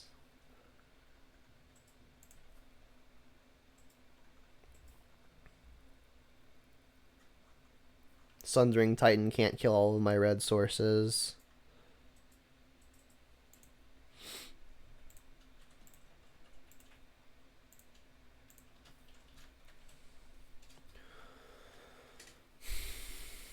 Yeah, because like if I kill the Karn, they're gonna have at least 4 mana to get whatever they want.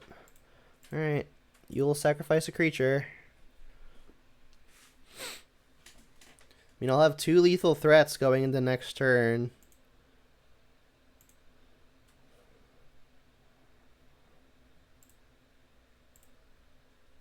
Hit you for 7.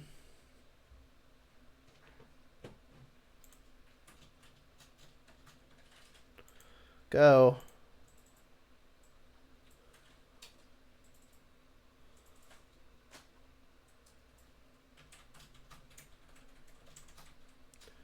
Yeah, because like I think this puts me in the best position to win as opposed to just stay alive and then die a few turns from now. I can definitely live for a few more turns, but it's not a game I'm winning. We've used 1 bolt already, which means there are 2 remaining in the deck that would just go to the dome and win. I mean, as is, they do need to deal with the various creatures I'm about to put into play. It's a lot of mana. So they've got 3, 6, 9, 10. 10 mana to work with.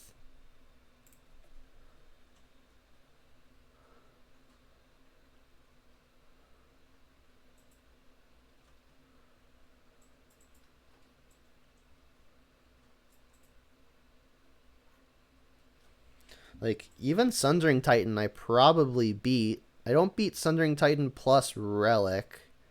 I guess I even do. I guess I do even beat that, right? Because that would have them with 1 blocker. Or no, they would beat that then. Yeah, because they this wouldn't hit for anything and they would block the 3/3. I guess, like, maybe a bridge does it. I do have a Pyrite Spellbomb in my deck to get with Sagas. That has us 1 off.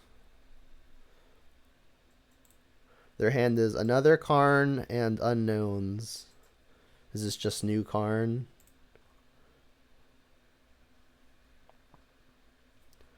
The thing is, we can't actually even activate a Pyrite with the Karn in play.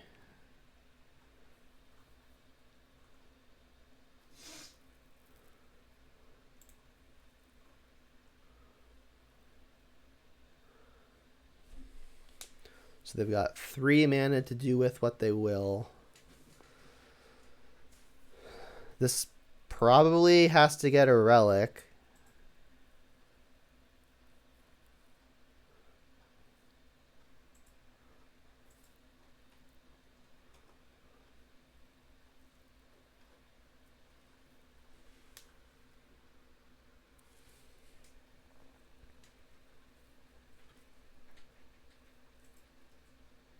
They get Chalice. I guess that means we can't bolt them any longer. They have 2 cards remaining.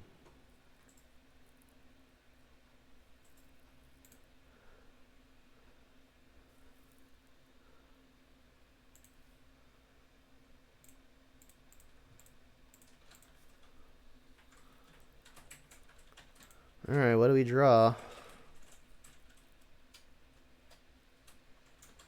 Just a land. So they've got 2 cards in hand, which means I can put them to 2.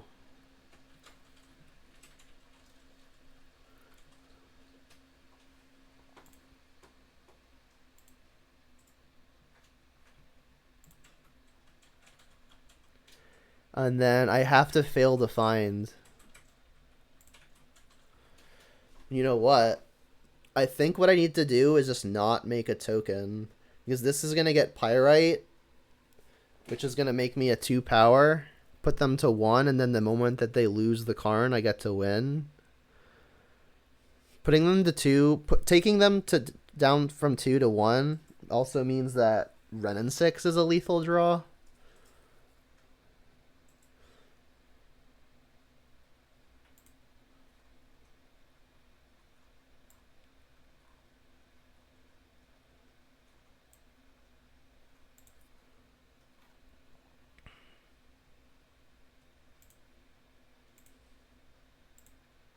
I think I'm going at them. I could attack the Karn, which would only delay the inevitable for 1 turn.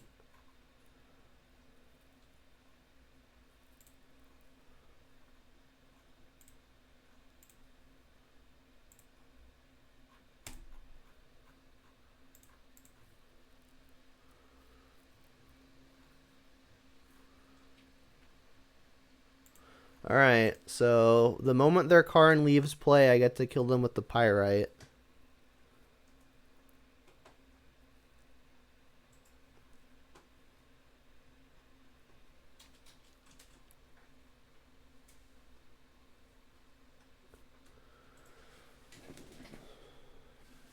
I don't think I actually have any ways to deal with artifacts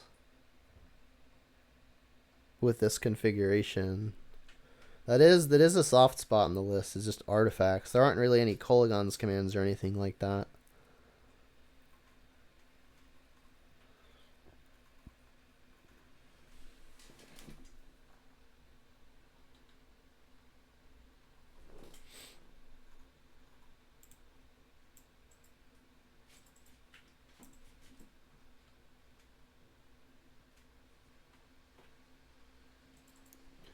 This is what? Sundering Titan?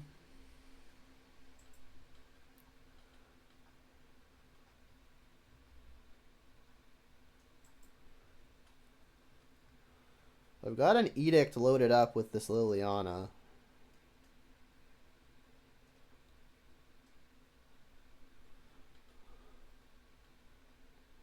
Pithing Needle. Interesting. Pithing Needle gets countered.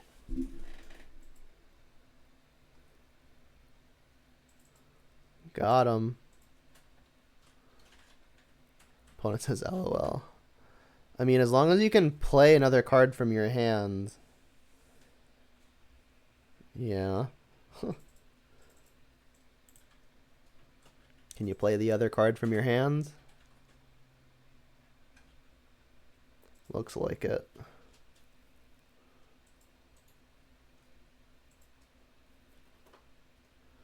Another Karn. Unfortunately, there is not a window where I can sacrifice the spell bomb here.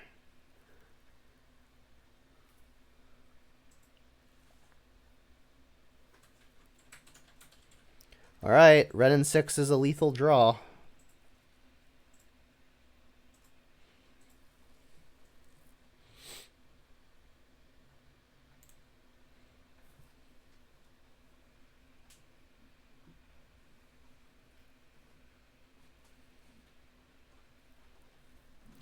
There are still 3 in the deck. Lightning Bolt does not do it because of Chalice. Trinosphere doesn't really matter for much. they do need to play it, so I can't attack. I guess I can't attack anyway. Mana burn. No. Alright. Run in 6. Run in 6. There's 3 of them. Saga. I guess I play it.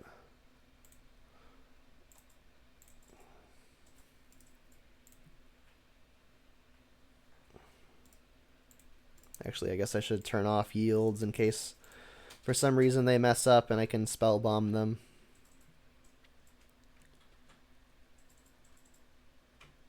They do have lots of draws that would probably just kill me on the spot. Like Karn would be good. Oh, hey, look, a Karn. Oh, an Ulama, even worse. It's a good draw.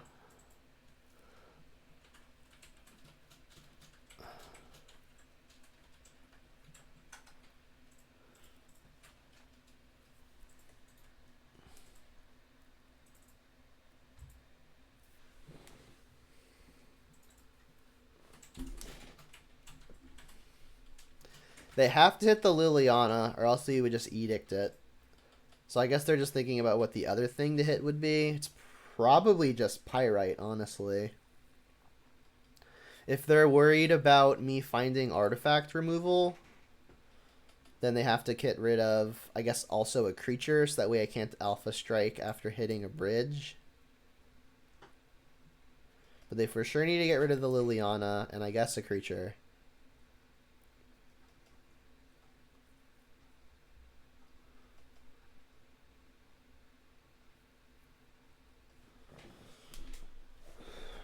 And the Saga, interesting. Alright, well, they don't know that we don't have any artifact hate. But had they known, they should probably have hit it. Come on, run in 6. Run in 6. Damn it. Oh, Trinosphere, yeah.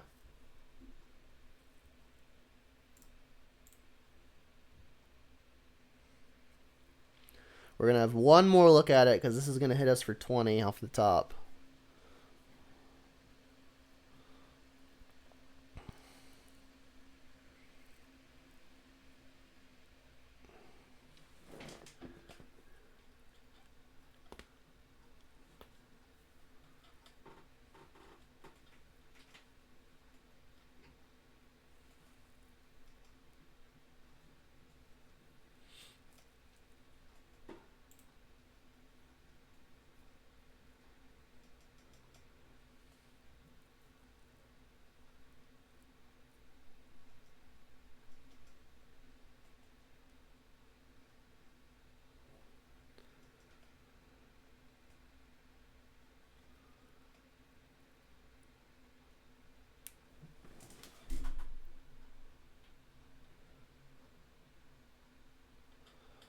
I guess they probably should get Sundering Titan. Yeah. And you want to just take me off of red.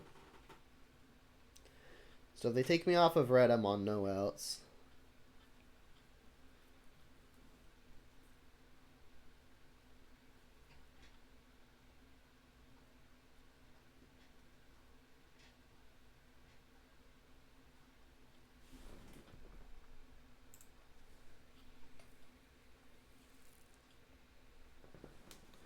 Yeah, they just go like swamp, mountain, forest.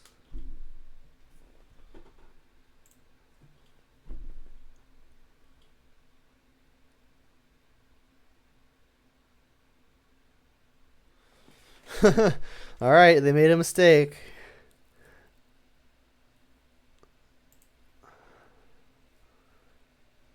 Alright, they don't actually get to attack either. Wow, okay, so we have a few looks at it then. Run in 6. Run in 6. Oh my gosh. I mean, they're not attacking either. Oh. Plays forest. Uh-huh.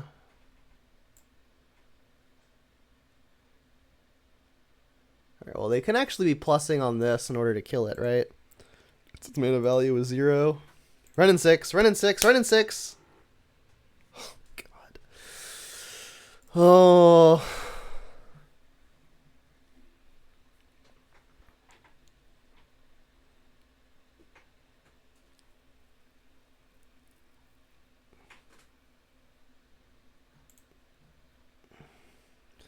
I'm going to take a non-Renin 6 card out of the deck here with the fetch land.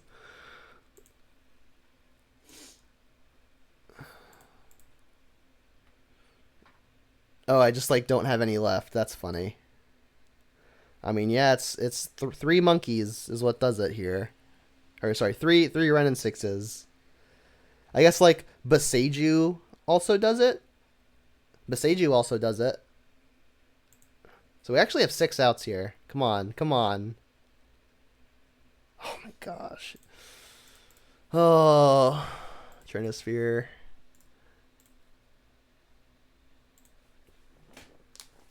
Oh my gosh. So like Boseiju actually does it because we get to smack the bridge. I don't know what else they could get here. Liquid metal coating.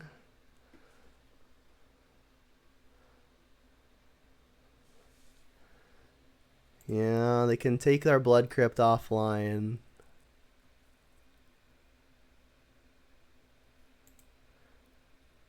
You don't want to do it now, though. Oh, the 4th Karn. Yeah. Alright, I guess Boseiju does it. Boseiju. Yes! Right? Like I just hit the bridge and attack?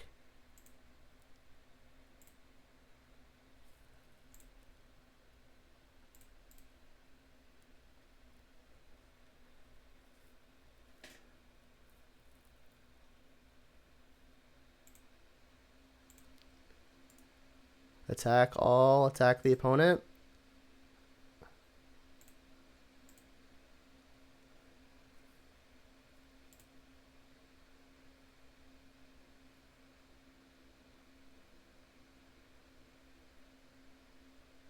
Let's go. Jeez. Whew. Keeping the dream alive. Jeez. Whew.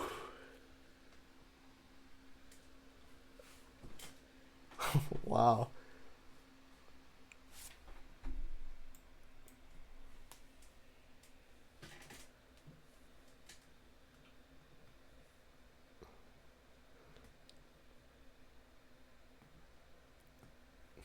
I mean, we had it was like 5 turns in a row looking for, I guess I was calling for Renin 6, but I forgot Boseiju did it too. So we had 5 turns looking at it, and the last possible. Oof. I guess there was one more chance for it. Because they had to hit one more land with the Karn, but we still had 2 green. Yeah. We've got Thought Season to Tarmogoyf.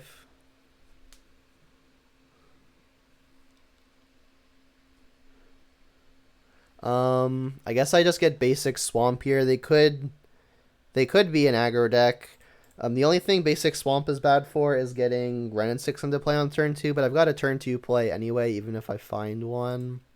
So Swamp is probably acceptable here. Oh gosh. It's Amulet, and they've got 2 Amulets. Alright, well I guess I have to take second Amulet, because they do stack quite nicely.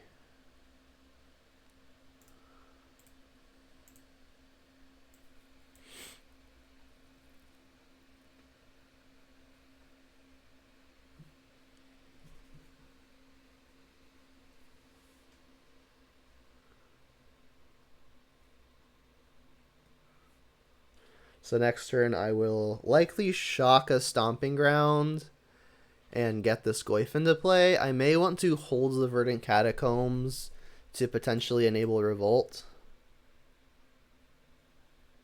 There's the Cavern. They're going to probably bounce this back into their hand with the Selesnya Sanctuary, so I'll just keep it here as opposed to dismissing it. Beast. Mox Diamond. Arboreal Grazer and Selesnya Sanctuary.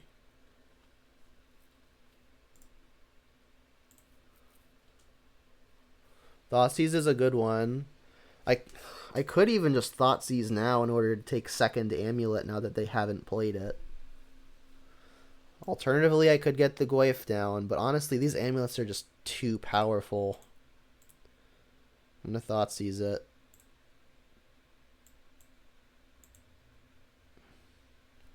I think I still want to keep the Verdant for a potential Revolt, but I guess I should do it now, because if they draw a Dryad, I can even just do it now, like on the opponent's turn coming up.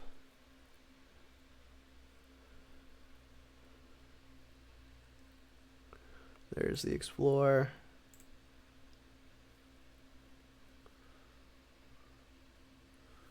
I guess they'll probably, what, Valakut, maybe Vesuva, copying this, bouncing Valakut?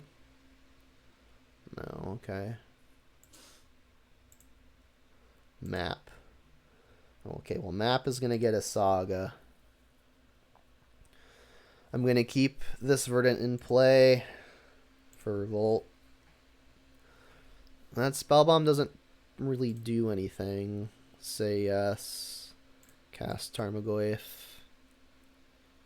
I guess say go. If they find a Dryad, I really need to be able to push it. Suppose off of Blood Crypt.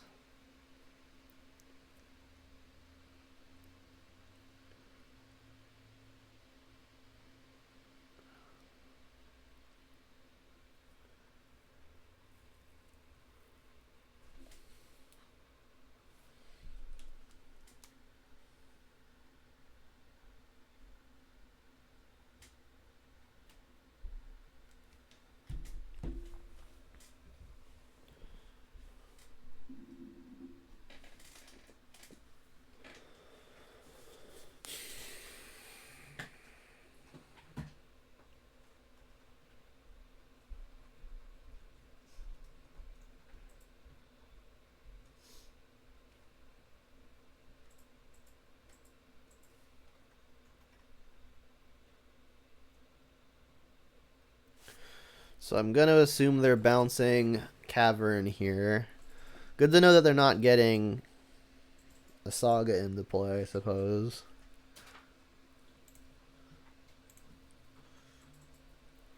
Blackleaf Cliffs is not a good one. So they've got Artifact Sorcery. So popping Spellbomb doesn't actually change the number of types that there are. But it would maybe let me find another Inquisition or a Thoughtseize. So I think I do want to pop it.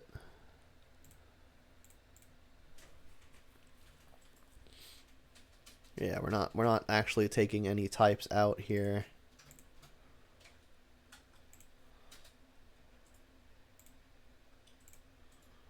So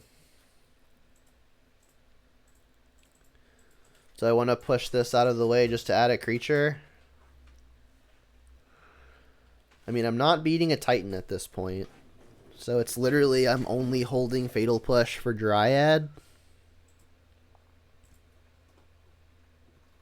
I mean, if they've got the Titan, they're just Titaning me. So I think I've got to get the damage in while the damage is good. So let's Fetch Shock Blood Crypt.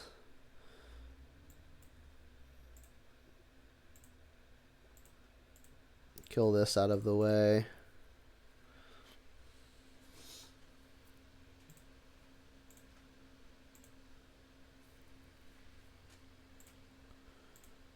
And go. Alright, and this is the part where I hope there's not a Titan in my future. Alright, well that means they can transmute, but they don't actually have the blue. If they find Dryad, they'll have the blue, which will make me feel silly for having Fatal Pushed. I guess this Vesuva is gone.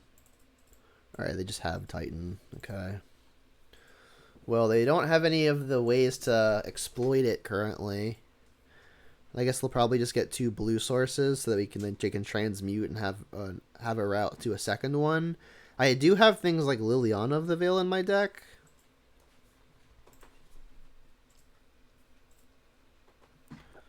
So Liliana could be my out to killing this Titan this turn. Not exactly. Yeah, this isn't going to do much, unfortunately. There are no Terminates in the main deck.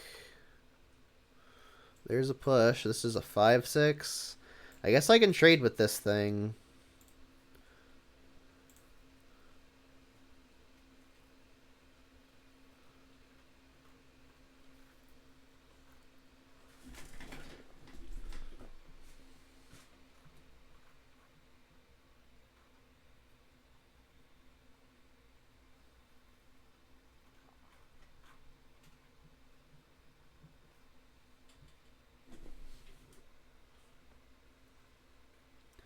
Not looking like a very good game one, unfortunately.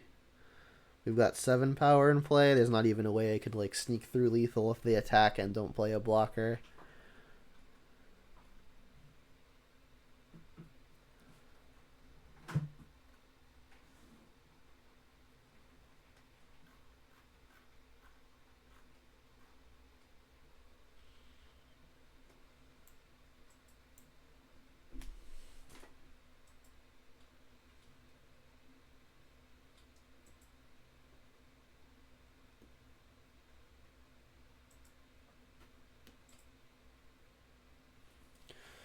Jeez, they found the Dryad. That's bad news. So they've got Valakut in play already. If they make the mistake of getting this out of the way and then stacking it incorrectly, they're just going to make another Titan thing. Yeah. I mean, the same holds true. They could still make a mistake. Although now they just attack, and with all the triggers, they just point them at my face. If they attack and then... Okay, no, they just have more lands. Okay. I was going to say, if they attack and like point all the triggers like at the Pyromancer, like if the first trigger kills Pyromancer, we can then push the Dryad before the other triggers go off to shut him off. But it did not work out that way. Beseiju for sure. Alpine Moon for sure. Boil for sure.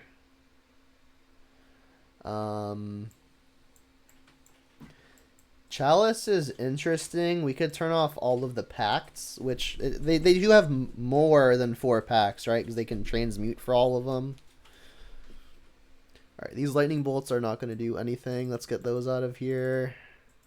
Monkey's awkward versus their Arboreal Grazer, but not much I can do about that. I dislike Pithing Needle. I guess I can name something like Engineered Explosives. That's not nothing. It's like these are the maybes right here, the chalices. Could even bring in the Terminate just as an additional way to kill Dryads and Titans. Pushes kill Dryads, so I should probably keep some number. Although I'm bringing in Terminates, I still have Lilianas. Push does not do anything good except for kill Dryads specifically.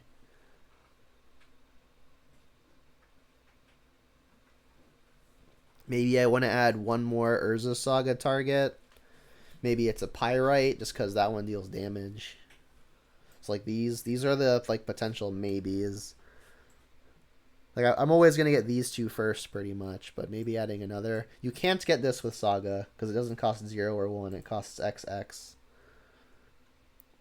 Oh, these pushes just aren't phenomenal. Actually, I'm probably gonna be okay with just these 2 targets. And then what else? 2 more cuts. I need the Wrens to loop with Beseijus. Maybe the Chalices are just too cute, but then no, they're just too good. Pyromancer is pretty slow. Maybe we just shave one of those. Maybe like a discard spell. I think the Chalices are cheeky, but they might be the good kind of cheeky. Alright, let's do that.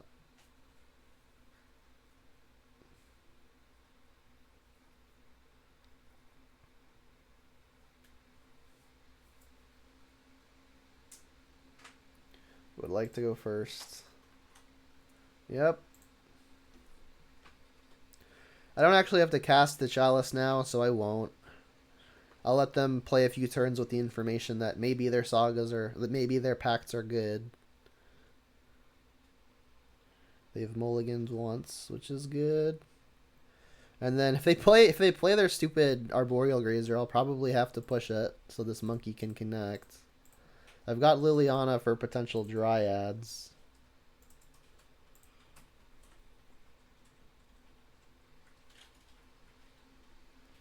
Yep.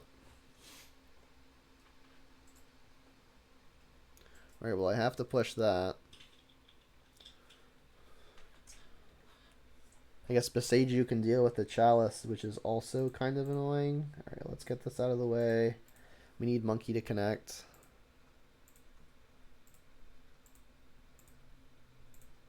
Trigger. Hit a forest. There's like no way I'm supposed to put this on one, right? Shuts off too much of my own deck. I guess I'll save the fetch land for potential revolts on future pushes. There's only one other in the deck, but it's pretty free to save it. Playing this one because we've got the double black card in hand. And there's the Dryad. And the castle.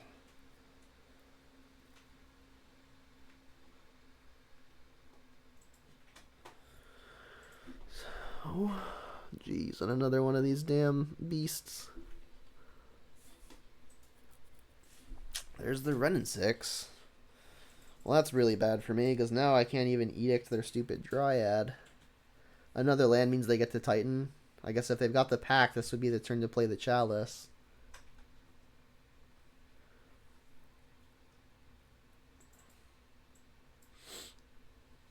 I guess the plan is edict them with the Liliana. They'll sacrifice the Grazer. We block and keep on plussing. Hopefully we find an answer for this by the time our Liliana is alive again. Shock.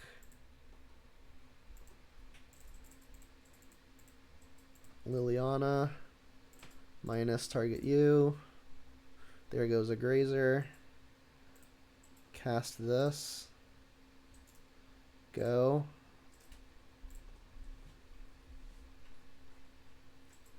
It's not looking great.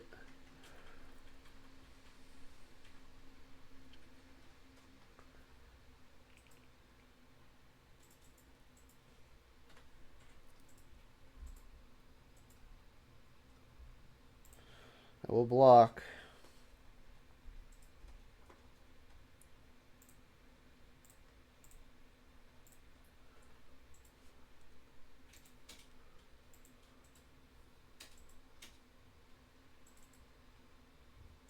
It's another one.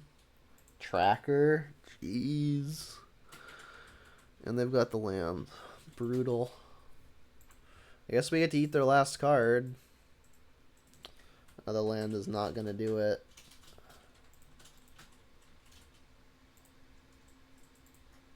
Playing this Renin 6 just doesn't achieve anything. It just gets attacked immediately.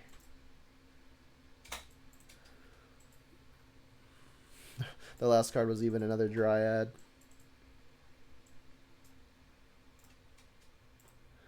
Not looking good.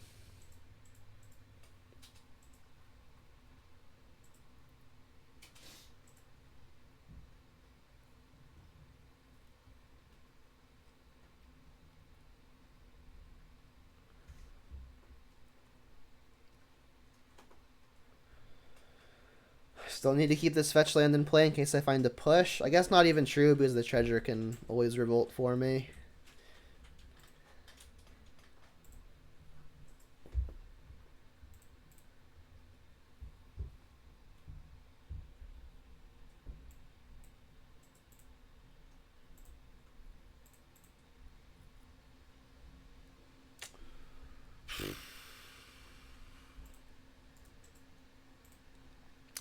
An unfortunate way to end a good run, but I guess it happens.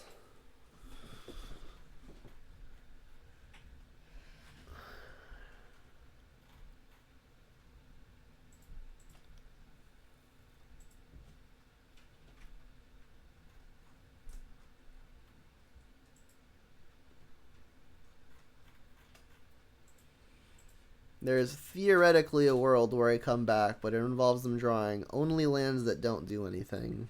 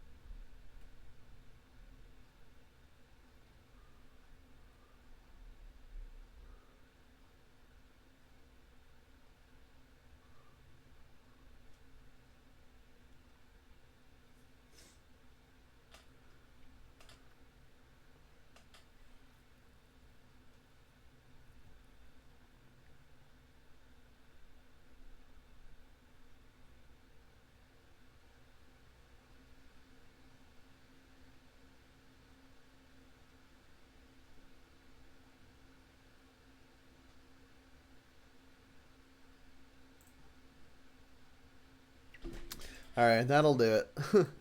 All right, so 4-1, still pretty good. I mean, Amulet's probably just the best deck, and we got crushed by it. So I'll do a real quick recap for purposes of the recording. So all in all, I mean, the list did feel pretty sweet. The Beseju loop with the Renin 6 definitely did come up a couple times and was very powerful. I'm still pretty skeptical about Seasoned Pyromancer. There was, I think, one spot where we like top decked it and was pretty happy about it. It was a situation where like we were on like turn 6 or 7 and like hadn't found a third land yet. We were just like casting things off of monkey tokens forever. So I mean, it's fine. Like I said, it doesn't produce a reasonable clock, it doesn't produce card advantage, and it doesn't disrupt the opponent, so I'm still pretty skeptical about it. I mean, in a format where buying time is like a relevant commodity, then I suppose it could be fine. I mean, that's going to happen most often in like the mid-rangey and control formats, and we're kind of there right now. So I mean, I could definitely see this card being reasonable. I don't know about it being busted or something I would want to play 4 of, but I mean, it was definitely fine here. The Thoughtseizes, the 4-2 split in favor of Thoughtseize was definitely powerful. There were definitely, I think, more than half of the time I cast Thoughtseize this league, it was something I took that I wish that I would not have been able to take had it been an Inquisition because it cost 4 or more. So I mean, I think I like the split. The Urza Sagas. We're fine. I don't think there was one game that I won with Saga tokens, but I think I would have been able to win that game otherwise. So at least in the context of these 5 matches, the Urza Sagas weren't like particularly deal making or breaking. So I mean, they were fine. And then I guess like the mana situation overall was, I think, pretty smooth. There were like 2 games where we had mana screw issues, but I think we eventually drew out of them because Renin 6 is that powerful.